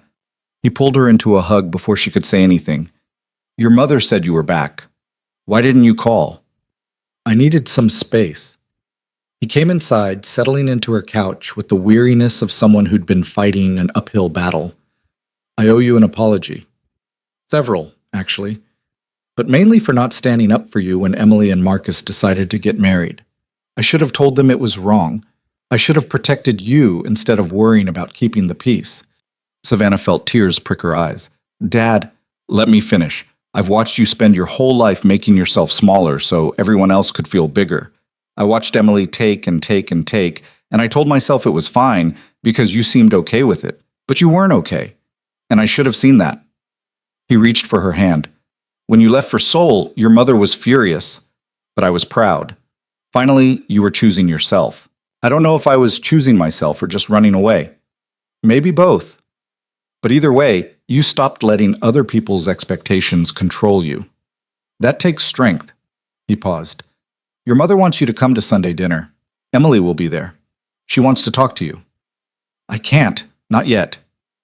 I understand, but Savannah, at some point you're going to have to decide what kind of relationship you want with your family going forward. We can't keep pretending everything is fine. It's not fine. It hasn't been fine for a long time. After he left, Savannah sat with his words, feeling something shift inside her. He was right. She'd spent so long avoiding conflict, smoothing over hurt feelings, accepting unacceptable behavior because confrontation felt too hard. But she wasn't that person anymore. Seoul had changed her. Adrian had changed her. She'd learned what it felt like to take up space, to be seen, to matter. And she couldn't go back to being invisible. That night, she finally called Adrian. He answered on the first ring, his voice steady and warm and achingly familiar. Savannah. I'm sorry, she said. I shouldn't have left like that. Without explaining, without giving you a chance to... You don't need to apologize for needing space. I told you from the beginning, this only works if it's your choice. I saw something online, a blog post about a woman you supposedly destroyed when she tried to leave you, and I got scared. Silence on the other end. Then, her name was Victoria Chen. We were engaged 7 years ago. When she ended things, I was hurt and angry, and I made some phone calls I shouldn't have made. Nothing illegal, nothing violent, but I used my influence to make her life difficult for about 6 months. I'm not proud of it. It's probably the thing I regret most in my life. The honesty of it took her breath away. What happened to her? Eventually, I came to my senses and apologized. I undid what damage I could and left her alone. Last I heard, she was married to a lawyer in Singapore and very happy. We don't speak, but I hope she's doing well. The blog post made it sound like you ruined her completely. The blog post was written by someone who wants to damage my reputation. Victoria would tell you I behaved badly, but not that I destroyed her life. She's too honest for that. He paused. Is that what scared you, that I might do the same to you? Part of it. The other part was just being overwhelmed by how intense everything is with you. I've never felt like this before. It's exhilarating and terrifying, and I don't know how to handle it. So you ran. So I ran, she admitted, which is what I always do when things get too real. What do you want to do now? The question was simple, but the answer felt impossibly complex. What did she want?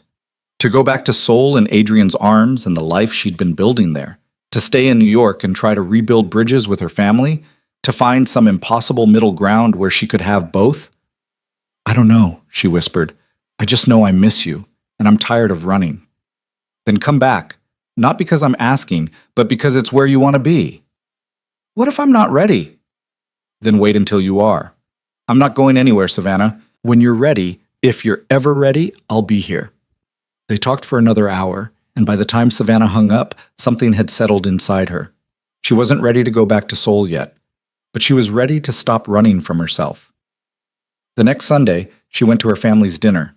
Walking into her parents' house felt like entering a museum of her former life. Everything was exactly as she remembered, the photos on the mantel tracking Emily's successes while Savannah remained carefully positioned in the background. The dining room where she'd sat through countless dinners making herself smaller, the living room where her mother had explained that sometimes love just happened and you couldn't control who your heart chose. Her mother answered the door, and Savannah saw the flash of relief quickly masked by controlled composure. Savannah, you came. I said I would. Linda stepped aside to let her in, and Savannah caught the way her mother's eyes catalogued her appearance. The weight she'd lost in Seoul, the different way she held herself, the confidence that hadn't been there before. Something flickered in Linda's expression that might have been approval or might have been concern. Everyone's in the dining room. Emily's been hoping you'd... She paused. She wants to talk to you. I'm sure she does. Her father was setting the table when she entered, and his face lit up with genuine warmth. Emily sat in the corner with Marcus, and Savannah watched her sister's expression transform from nervous anticipation to something more complex when their eyes met. Savannah, Emily stood, smoothing her dress in that unconscious gesture she had had since childhood. Thank you for coming. I wasn't sure you would. I wasn't sure either. Savannah took the seat her father indicated, deliberately choosing one that put the table between her and Emily. But Dad convinced me it was time to stop avoiding difficult conversations. Marcus shifted uncomfortably, and Savannah felt a savage satisfaction at his discomfort. Good. Let him squirm. Let him remember that his choices had consequences, even if everyone else wanted to pretend they didn't. Dinner started with forced pleasantries and careful avoidance of anything substantial. Her mother talked about the charity gala she was planning. Her father discussed his golf game. Emily picked at her food and sent nervous glances in Savannah's direction, while Marcus focused on his plate with laser intensity. Finally, over dessert, Emily broke. I can't do this anymore. I can't just sit here and pretend everything's normal when it's not. She turned to face Savannah directly. I need you to know how sorry I am, for everything. For falling in love with Marcus, for not telling you sooner, for letting the wedding happen the way it did. I never wanted to hurt you. Savannah set down her fork carefully. But you did hurt me, Emily. You knew exactly what you were doing when you started texting him in Paris. You knew what it would mean when you showed up at family dinners looking perfect and asking him thoughtful questions, and you did it anyway. I tried not to. I tried so hard not to feel what I felt, but what? You just couldn't help yourself? Savannah felt the anger she'd been suppressing for months bubble to the surface. You're not a child, Emily. You had choices. You chose to pursue a man you knew I was engaged to. You chose to let it continue even when you saw it was destroying me. And then you chose to have a fairy tale wedding and expect me to smile and be gracious about it. Savannah. Her mother's voice held a warning note. No, Mom. You asked me to come here. You wanted this conversation, so let me finish. Savannah kept her eyes on Emily. I spent my entire life being compared to you and coming up short. I was never pretty enough, never thin enough, never quite enough of anything to matter as much as you did. And I accepted it because I loved you, and I thought that was just how families worked.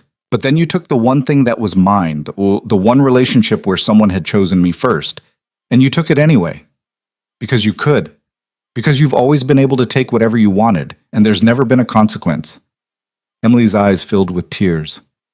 I love him, Savannah. I know that doesn't make it right, but I love him. And he loves me. We didn't plan for this to happen.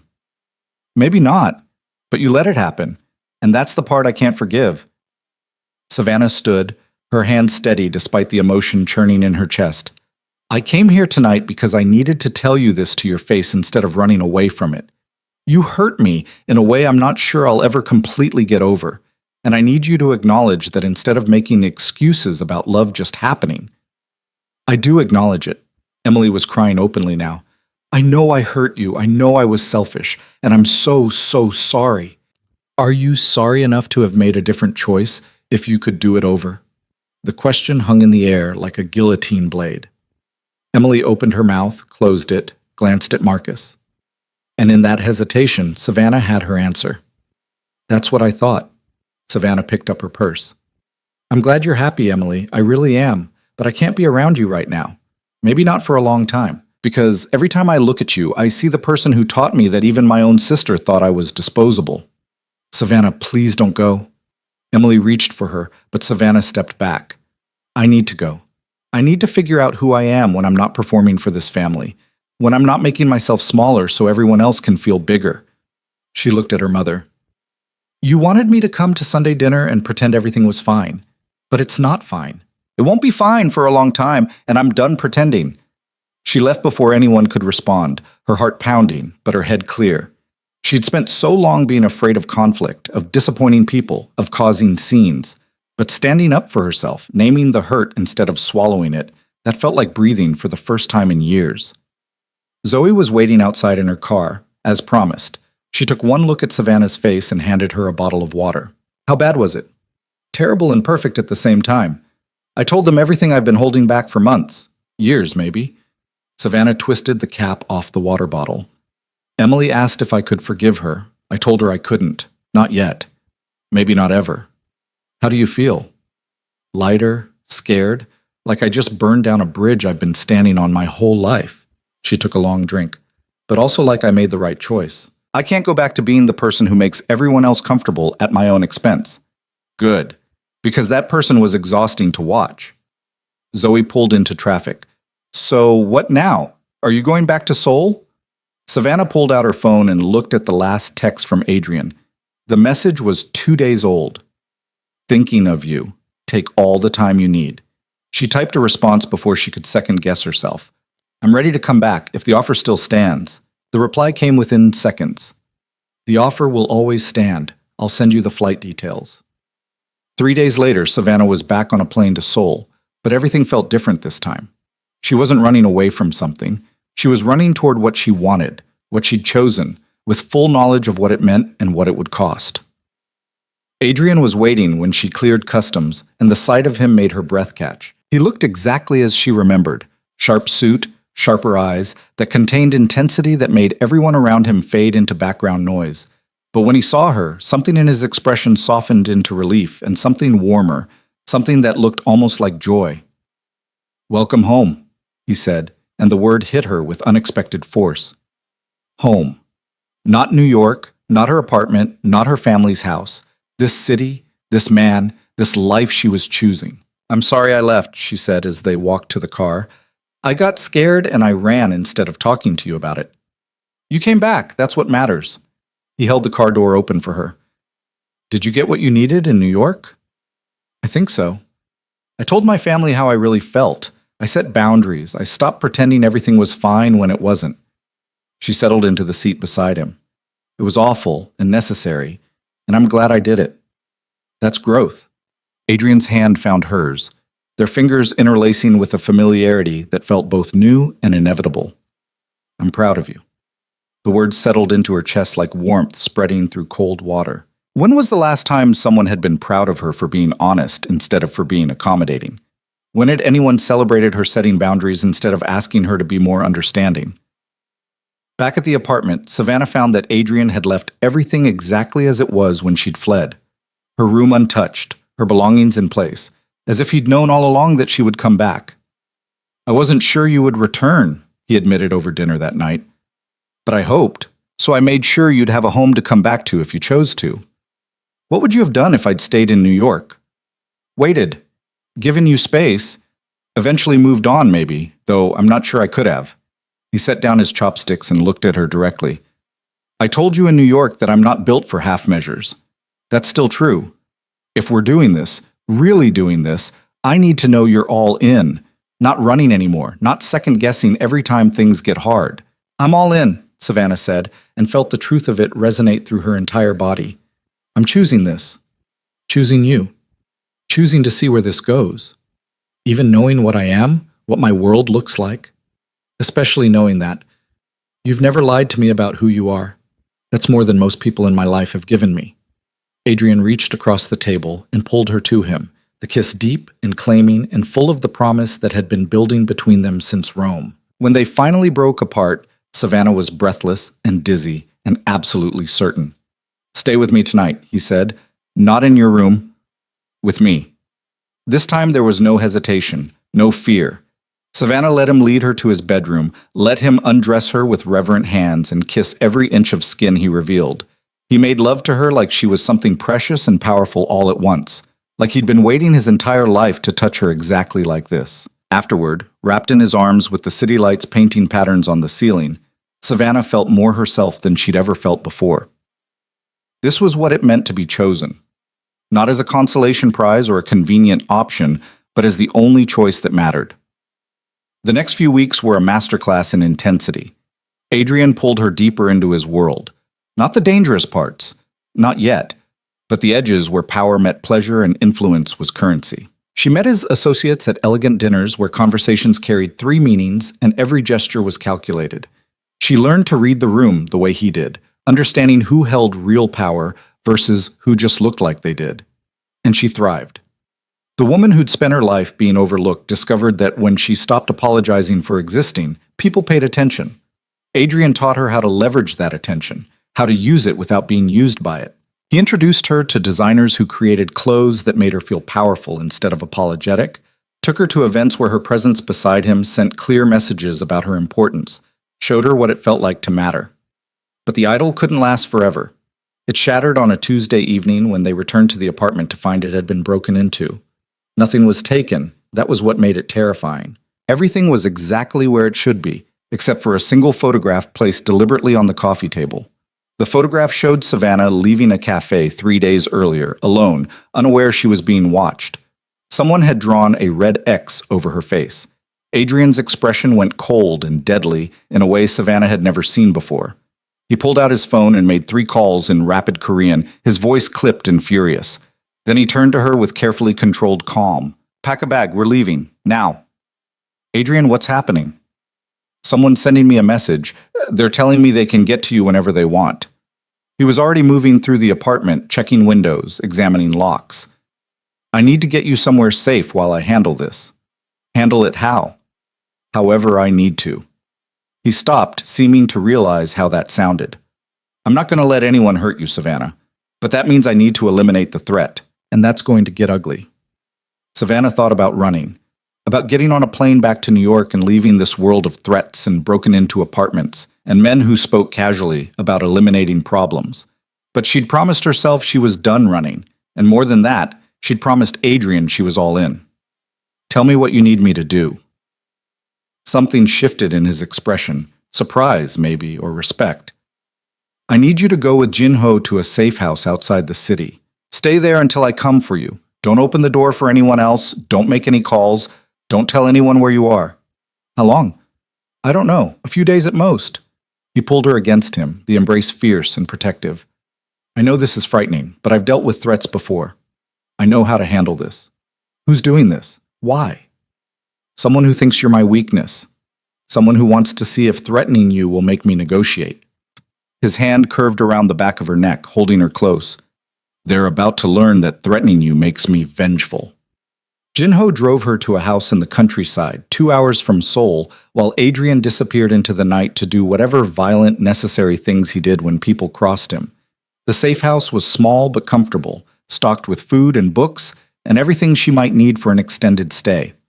But Savannah couldn't focus on any of it. She paced the rooms, checking her phone every 5 minutes, imagining every terrible scenario. What if Adrian was hurt? What if whoever had broken into the apartment found this place? What if this was the moment where his dangerous world finally consumed her? The first night passed without word, then the second. By the 3rd day, Savannah was climbing the walls with anxiety. She'd called Adrian 17 times, but every call went straight to voicemail. Jin-ho assured her everything was fine, that this was normal, that Adrian would come when it was safe. But nothing about this felt normal or safe. On the 4th morning, she woke to the sound of a car in the driveway. Savannah grabbed the kitchen knife Jin-ho had left for her, just in case, he'd said, and positioned herself behind the door. The key turned in the lock. The door opened. Adrian stepped inside, and Savannah felt her knees go weak with relief. He looked exhausted and dangerous, his clothes rumpled, a bruise darkening his jaw. But he was alive. He was here. "It's over," he said simply. Savannah dropped the knife and threw herself into his arms. He caught her easily, burying his face in her hair. "What happened?" she asked when she could form words. "The people who threatened you won't be threatening anyone again. I made very clear what the consequences are for touching what's mine." The possessiveness should have bothered her. Instead, it made her feel claimed and protected and utterly certain that Adrian would walk through fire before he let anyone hurt her. "Did you?" She couldn't finish the question. "I did what needed to be done. Nothing you need to carry." He pulled back to look at her. "This is why I warned you in New York. This is the reality of my world. People will try to use you to get to me, and I will destroy them for it, every time." "I'm not scared of you," Savannah said fiercely. "I'm scared for you. What if next time they don't just break in and leave a photo? What if they— Then I'll handle it, like I always do." He cupped her face in his hands. "But Savannah, you need to understand something. Being with me means living with this risk. It means looking over your shoulder. It means some days I'll disappear to handle things I can't explain, and you'll have to trust that I'll come back. If that's not a life you can live with, tell me now. I'll protect you regardless, but I won't ask you to stay in a situation that terrifies you." She thought about New York, about her safe, predictable life, where the worst thing that happened was online gossip and awkward family dinners. She could go back to that. Adrian would let her go, would ensure she was safe, would probably even set her up with enough money to start over somewhere new. But she'd tasted what it felt like to be fully alive, fully seen, fully chosen, and she couldn't go back to being invisible. even if it meant accepting the danger that came with being visible to him. "I'm not leaving," she said, "but I need you to promise me something. Anything. Promise you won't shut me out when things get dangerous. Don't just send me away to a safe house while you handle everything alone. If we're in this together, we're in it together. I need to know what's happening, even if I can't help. I need to be part of your life, not just protected from it." Adrian was quiet for a long moment, and Savannah saw the war playing out behind his eyes. He was a man used to controlling everything, to bearing burdens alone, to protecting people by keeping them distant from the darkness. "That's going to be hard for me," he admitted finally. "Every instinct I have says to shield you from the ugliest parts of what I do. I'm not asking you to make me part of your operations. I'm asking you not to treat me like I'm fragile. I've proven I'm not. I flew across the world with you. I came back after running away. I stayed in a safe house for 4 days, not knowing if you were alive or dead. I can handle more than you think." "I'm starting to see that." He kissed her forehead. "All right, no more shutting you out. But in exchange, you have to promise that if I tell you something is too dangerous, you'll trust my judgment. I've been navigating this world for 15 years. I know when a situation is manageable and when it's not." "Deal."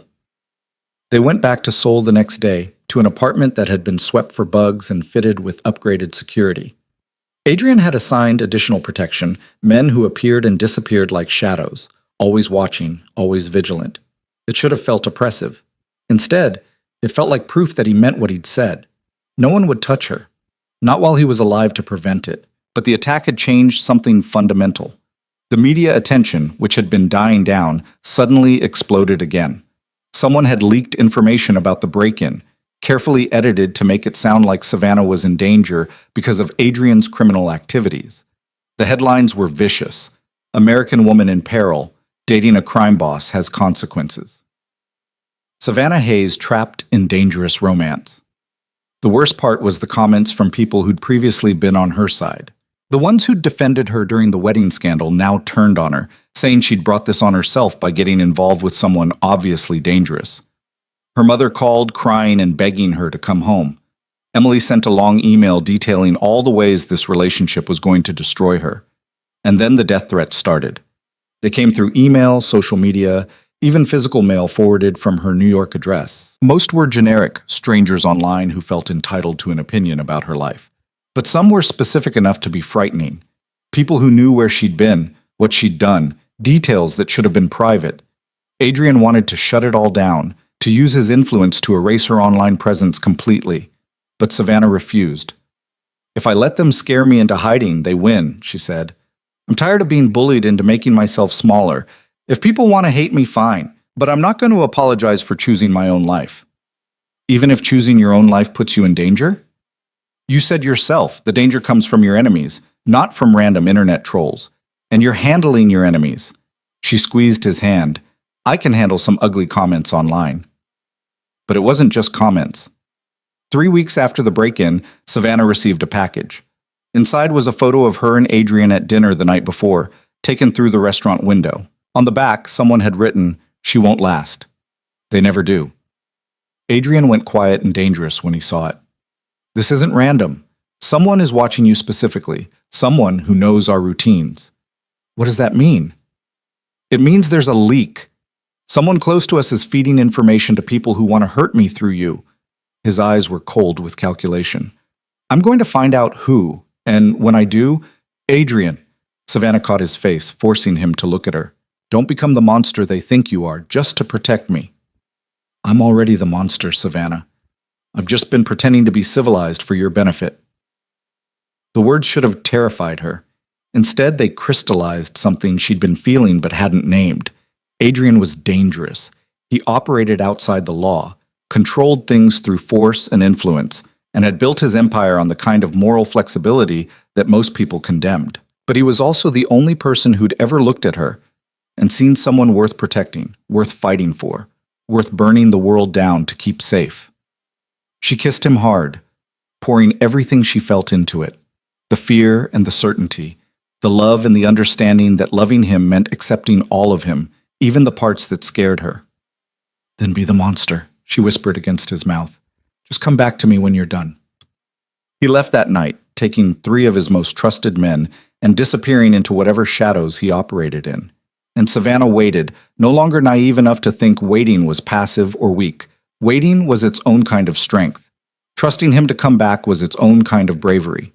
2 days later, he returned. He didn't tell her what he'd done or who he'd hurt. But the photos stopped coming, the threats dried up. And when she asked if it was over, he simply said, "For now." Because that was the reality of his world. There would always be another threat, another challenge, another person who thought they could use her to hurt him. But he would handle it, every time. And she would be there when he came back, every time. That night, wrapped in his arms, Savannah realized something that should have terrified her, but instead felt like the truest thing she'd ever known.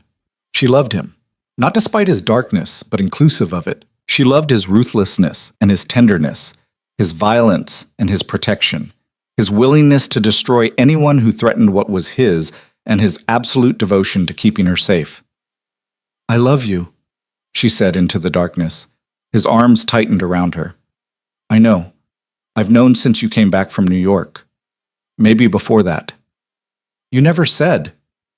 I wanted you to see it first, to understand what it meant before I said it out loud." He pressed a kiss to her temple. "I love you, Savannah Hayes. I love you enough to let you go if you asked. And I love you enough to burn down the world if anyone tries to take you from me." She believed him, on both counts. And that was when she knew, with absolute certainty, that whatever happened next, she was exactly where she was meant to be. The morning after their confessions, Savannah woke to find Adrian already dressed, standing at the window with his phone pressed to his ear.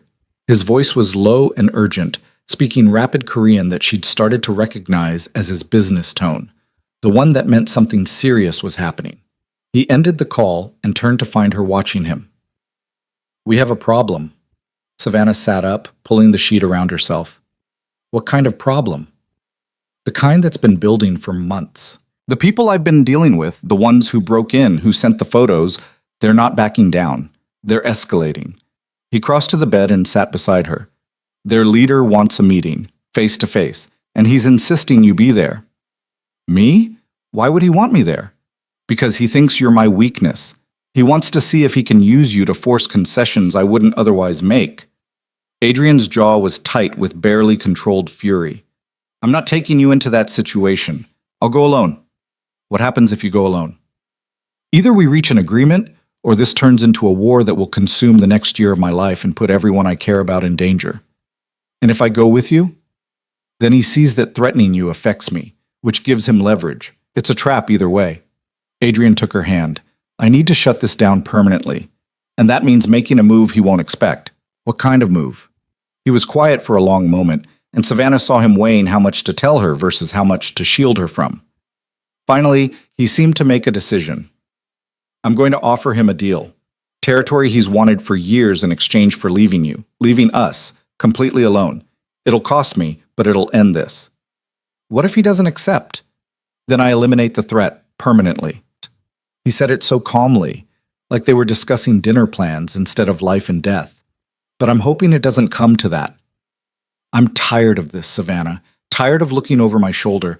Tired of worrying about you being used against me. I want a life where we can just exist without constant threat." "Is that even possible in your world?" "It can be, if I'm willing to make the right sacrifices and draw the right lines." He pressed a kiss to her knuckles. "I built this empire by being ruthless and taking risks, but maintaining it means being smart about which battles are worth fighting. You're worth more than any territory or deal, so I'm choosing you." The meeting was set for 2 days later in a neutral location, a private room at an upscale restaurant in Gangnam. Adrian spent those 48 hours in intense preparation, making calls, moving pieces on whatever chessboard he operated on, ensuring every angle was covered. Savannah watched him work with a mixture of awe and fear. This was Adrian at his most dangerous, cold, calculating, several moves ahead of everyone else. But she also saw the toll it took, the way he barely slept, the tension that never left his shoulders. The night before the meeting, she found him in his study, surrounded by documents and maps, a glass of whiskey untouched beside him. "Come to bed," she said from the doorway. "I need to make sure everything is perfect. One mistake and this all falls apart. You've checked everything 3 times. You know this inside and out." She crossed the room and took the papers from his hands. "What you need is rest. You can't negotiate effectively if you're exhausted. He pulled her into his lap, burying his face in her neck. I can't lose you, Savannah. I've lost things before, deals, money, even people I cared about. But losing you would break something in me that I don't think could be repaired. You're not going to lose me. We're going to walk into that meeting, you're going to make your deal, and we're going to walk out together. And then we're going to build the life you talked about, the one where we get to just exist. You make it sound simple. Maybe it is. Maybe we've been making it complicated because we're used to fighting for everything. But what if we just decided we were done fighting? What if we just chose peace? Adrian lifted his head to look at her, and something in his expression shifted. You're right. I've been so focused on winning that I forgot the goal isn't to dominate. It's to be free. Free to live without looking over my shoulder. Free to love you without worrying about who's going to use it against me. Then let's be free. The next evening, they dressed carefully for the meeting. Adrian in a dark suit that made him look both civilized and dangerous. Savannah in a dress that Adrian had chosen. Elegant, expensive, the kind of thing that announced she belonged exactly where she was. He'd also given her a necklace, a simple platinum chain with a single diamond that caught the light. Insurance, he'd said when he fastened it around her neck. If anything goes wrong, if we get separated for any reason, you take this to Jin-ho. He'll know what to do. Nothing's going to go wrong. I know. But I need you to have an exit strategy anyway. Promise me. She'd promised, though she had no intention of leaving him regardless of what happened. The restaurant was exclusive, the kind of place where privacy was guaranteed and questions were never asked. They were led to a private room where a man waited, older than Adrian, maybe 50, with silver hair and eyes like chips of ice. 2 bodyguards flanked him, and Savannah felt Adrian's hand tighten slightly on her back. Mr. Cross, thank you for coming. The man's English was perfect, his smile not reaching his eyes. And you brought your lovely companion. How trusting of you. Mr. Park, shall we sit? Adrian's voice was carefully neutral, giving nothing away. They settled around the table, and Savannah found herself catalogued by Park's cold gaze. She met it steadily, refusing to look away or show fear. She'd learned from Adrian, showing weakness invited attack. I'll be direct, Park said. Your presence in Seoul has become problematic. You control territories that should be mine. You've been interfering with operations that don't concern you, and you've made enemies of people I call friends. I've operated within the boundaries we agreed to 5 years ago, Adrian replied evenly. If those boundaries no longer suit you, we can renegotiate. I'm not interested in negotiation. I'm interested in you understanding that your time here is limited. Park's eyes slid to Savannah. Especially now that you've given me such an obvious pressure point. Adrian's expression didn't change, but Savannah felt the temperature in the room drop. Savannah is off limits. That's not negotiable. Everything is negotiable, Mr. Cross. Surely you've learned that by now. Park leaned back in his chair. Here's what I propose. You give me the Itaewon territories, the shipping contracts with the Nakamura Group, and your stake in the Myeongdong properties. In exchange, I allow you to continue operating in Seoul without interference. That's more than half my business. Yes, but you keep your life, and hers. Seems like a fair trade. Savannah watched Adrian's face, saw the calculation happening behind his eyes. This was it. The moment where he had to choose between his empire and everything else. No, Adrian said quietly. Park's eyebrows rose. Excuse me? I said no. I'm not giving you those territories. Not for my safety, and not for hers. He leaned forward. But I will give you something better. I'm leaving Seoul, permanently. I'll transfer all my operations to other cities, Tokyo, Hong Kong, Singapore. You can have Seoul. All of it. The territories, the contracts, the properties, everything I've built here. In exchange for what? Safe passage out. And a guarantee that you never touch Savannah or anyone connected to me ever again. You get what you wanted. Me gone from Seoul. I get what I want. Freedom from this constant threat. Park studied him carefully. You'd give up your entire operation here? Everything you've spent years building? For her? Yes, without hesitation. Savannah felt tears prick her eyes. He was giving up his empire, the power base he'd built, the city he loved, everything he'd worked for her, so they could be free. That's either the most romantic gesture I've ever witnessed or the most foolish, Park said. You understand that walking away from Seoul means losing significant influence? Other cities won't respect you the way they do here. I'll rebuild. I've done it before. Adrian's voice was steady, certain. Do we have a deal? Park considered for a long moment that felt like an eternity. Then he smiled, and it was almost genuine. You're either the smartest man I've ever met or a complete fool. But yes, we have a deal. Seoul is mine, and you walk away clean. You have 2 weeks to transfer everything. They shook hands, and Savannah felt the tension drain from Adrian's shoulders. It was done. They were free. But as they stood to leave, Park called out one more time. Mr. Cross, a word of advice. The next city you build your empire in, don't let love make you soft. It's the one weakness no amount of power can protect against. Love isn't my weakness, Adrian replied, his hand finding Savannah's. It's the only thing that's ever made me strong enough to walk away from a fight I couldn't win. They left the restaurant and climbed into the car, and Savannah waited until they were safely away before she let herself react. You gave up everything, your entire business in Seoul. For me. I gave up territory and deals and influence. None of that is everything. He pulled her close. You're everything. And I meant what I said. I can rebuild an empire. But I can't rebuild us if something happens to you because I was too proud to make the smart choice. Where will we go? Anywhere you want. Singapore has potential. Or we could go back to the States, start something new there. I have resources in a dozen cities. We can build whatever life we want. Savannah thought about New York, about the family and the baggage, and the constant reminders of who she used to be. Then she thought about the woman she'd become in Seoul, stronger, braver, more herself than she'd ever been. Not New York, she said, somewhere new for both of us. Somewhere we can start completely fresh. Singapore, then. It's cosmopolitan, it's safe, and I have connections there who won't ask questions about our past. Over the next 2 weeks, Adrian dismantled his Seoul empire with the same precision he'd built it. He transferred properties, sold contracts, moved money through channels that Savannah didn't ask about, and he didn't explain. She watched him say goodbye to the city that had been his base for a decade, and she saw what it cost him.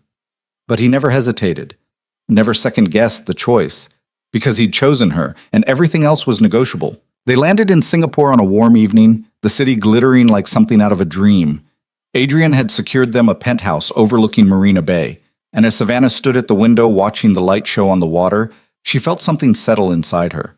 This was their beginning, not the frantic escape from Rome, not the passionate chaos of Seoul, but something deeper, something built on choice and sacrifice, and the kind of love that didn't ask you to be smaller, but demanded you be everything you were capable of becoming.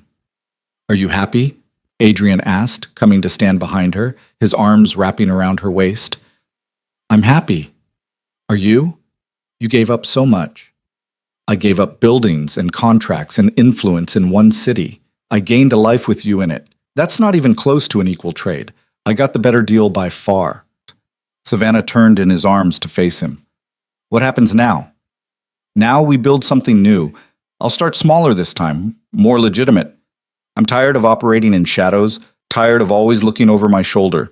Singapore has opportunities that don't require the kind of moral flexibility Seoul did. You're going legitimate? As legitimate as someone with my background can get. I'll still broker deals and facilitate connections, but I'm done with the gray areas that put you in danger. I'm done choosing power over peace. He cupped her face in his hands. I want a life with you, Savannah. Not a life where you're constantly afraid for me or yourself. That means making different choices than I've made before. I love you, she said, feeling the truth of it settle into her bones. I love who you are, and who you're becoming, and who you let me be when I'm with you. Then marry me. The words were quiet but certain. Not because I'm trying to claim you or trap you, or any of the toxic things people will probably assume, but because I want to build this life with you officially. I want everyone to know that you chose me and I chose you, and that's permanent. Savannah felt her breath catch. Are you proposing? I'm telling you that I want you to be my wife. If you want that too, we'll make it happen. If you need more time, I'll wait. If you want something different entirely, we'll figure that out. But yes, I'm asking you to marry me. She thought about the last proposal she'd received. Marcus, nervous and rehearsed, down on one knee in a restaurant full of people. making a show of something that should have been intimate, asking her to marry him because it was the next logical step, because she fit into his life plan, because she was convenient and safe. Adrian wasn't asking her to fit into anything. He was asking her to build something new with him, not because she was convenient or safe, but because she'd walked into his dangerous world and refused to be intimidated by it, because she'd chosen him knowing exactly who he was, and he'd chosen her the same way. "Yes," she said, "I'll marry you, on one condition." "Name it." "We do it our way. No big wedding, no family drama, no performing for an audience. Just us, choosing each other, without all the noise." Adrian smiled, and it was the first completely unguarded smile she'd ever seen from him. "That sounds perfect." They married 3 weeks later in a private ceremony at a temple garden, with only Jin Ho and a handful of Adrian's most trusted associates as witnesses. Savannah wore a simple white dress, and Adrian wore a suit, and when they said their vows, it was the truest thing either of them had ever spoken. "I promise to see you," Adrian said, his hands holding hers. "Not the version of you that makes other people comfortable, but the real you. The brave, brilliant, sometimes reckless woman who flew across the world with a stranger because she knew staying where she was would kill something vital inside her. I promise to never ask you to be smaller, quieter, less. And I promise that if I ever do something that makes you feel invisible, you call me on it immediately, because the only person I want to be for you is someone who makes you feel seen." Savannah felt tears streaming down her face as she said her own vows. "I promise to trust you, not blindly, but with full knowledge of who you are and what you're capable of. I promise to be honest with you, even when that honesty is hard to speak or hear. I promise not to run when things get difficult, because running has never made anything better. And I promise to love you, not despite your darkness, but inclusive of it. Because you taught me that being seen completely, shadows and all, is the only way to truly know someone." When they kissed, it felt like sealing a pact that went deeper than marriage, deeper than law or tradition. It felt like two people who'd been lost finding home in each other. The months that followed were a revelation. Adrian rebuilt his business with surprising speed, but this time the foundation was legitimate. Investment consulting, international trade facilitation, helping companies navigate complex markets. He still had connections in the darker corners of global business, but he used them for intelligence rather than participation. And Savannah discovered she had a talent for it. The skills she'd developed reading rooms and soul translated perfectly to business negotiations. She could spot the power players, understand motivations, sense when someone was lying or bluffing. Adrian started bringing her to meetings, and more than once her insights had saved him from bad deals or dangerous partnerships. "You're wasted in nonprofit fundraising," he told her one evening after she'd identified a potential partner's financial instability that even his accountants had missed. "Have you ever thought about doing this professionally?" "Doing what? Reading people?" "Strategy, analysis, being the smartest person in the room." He pulled her onto his lap. "I could use a partner, in business and in life." "I thought I already was your partner." "You are. But I'm talking about making it official, cross-consulting, both our names on the door." Savannah felt something flutter in her chest. "You want me to work with you?" "I want to build something with you. Not for you, not around you, but with you as an equal partner. You're brilliant, Savannah. You see things I miss. And together, we could build something that's not just profitable, but actually makes a difference." They launched Cross Consulting 6 months after their wedding, specializing in helping companies navigate international markets while maintaining ethical standards. It was harder than Adrian's previous work. Legitimate business required patience and persistence rather than intimidation and leverage, but it was also more satisfying, and Savannah thrived. The woman who'd spent her life being overlooked discovered that when people actually listened to her, she had a lot worth saying. She was brilliant at identifying market opportunities, at understanding cultural nuances, at building relationships based on mutual benefit rather than power dynamics. But Singapore, for all its opportunities, still felt temporary.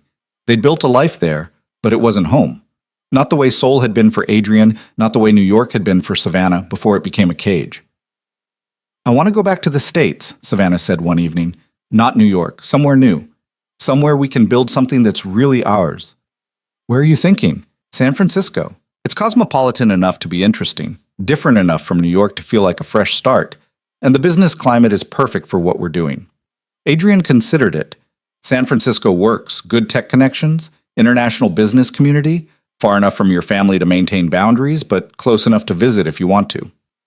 They moved to San Francisco 8 months after leaving Seoul, purchasing a converted loft in Soma with views of the bay. The business transferred seamlessly. Turns out companies looking for international consulting didn't care where you were based as long as you delivered results. And Savannah finally reached out to her father. The conversation was stilted at first, both of them dancing around everything that had happened. But eventually, they found their way to honesty. "I'm sorry I wasn't stronger for you," her father said. "When you needed me to stand up to your mother and Emily, I chose peace over justice. That was wrong. I'm sorry I disappeared without really explaining why I needed to leave," Savannah replied. "I was so angry at all of you, and I handled it by running instead of fighting. Are you happy now? With your husband, with your life?" "Happier than I've ever been. Adrian sees me in a way no one else ever has. And the business we've built together, it's challenging and fulfilling, and mine in a way nothing in New York ever was. Your mother asks about you, Emily too. They want to know if you'll ever come home for a visit." Savannah thought about it carefully. She wasn't the same person who'd fled that wedding in Rome, and they weren't the same family who'd asked her to smile through her own heartbreak. Maybe enough time and distance had passed that they could find a new dynamic. "Maybe for Christmas," she said finally. "Just a visit. Not to resume old patterns, but to see if we can build something new." The visit happened 6 months later, and it was exactly as complicated as Savannah had expected. Her mother was polite but distant, clearly struggling with Savannah's transformation into someone who didn't seek her approval. Emily was nervous and overly apologetic, desperately wanting absolution that Savannah wasn't ready to give.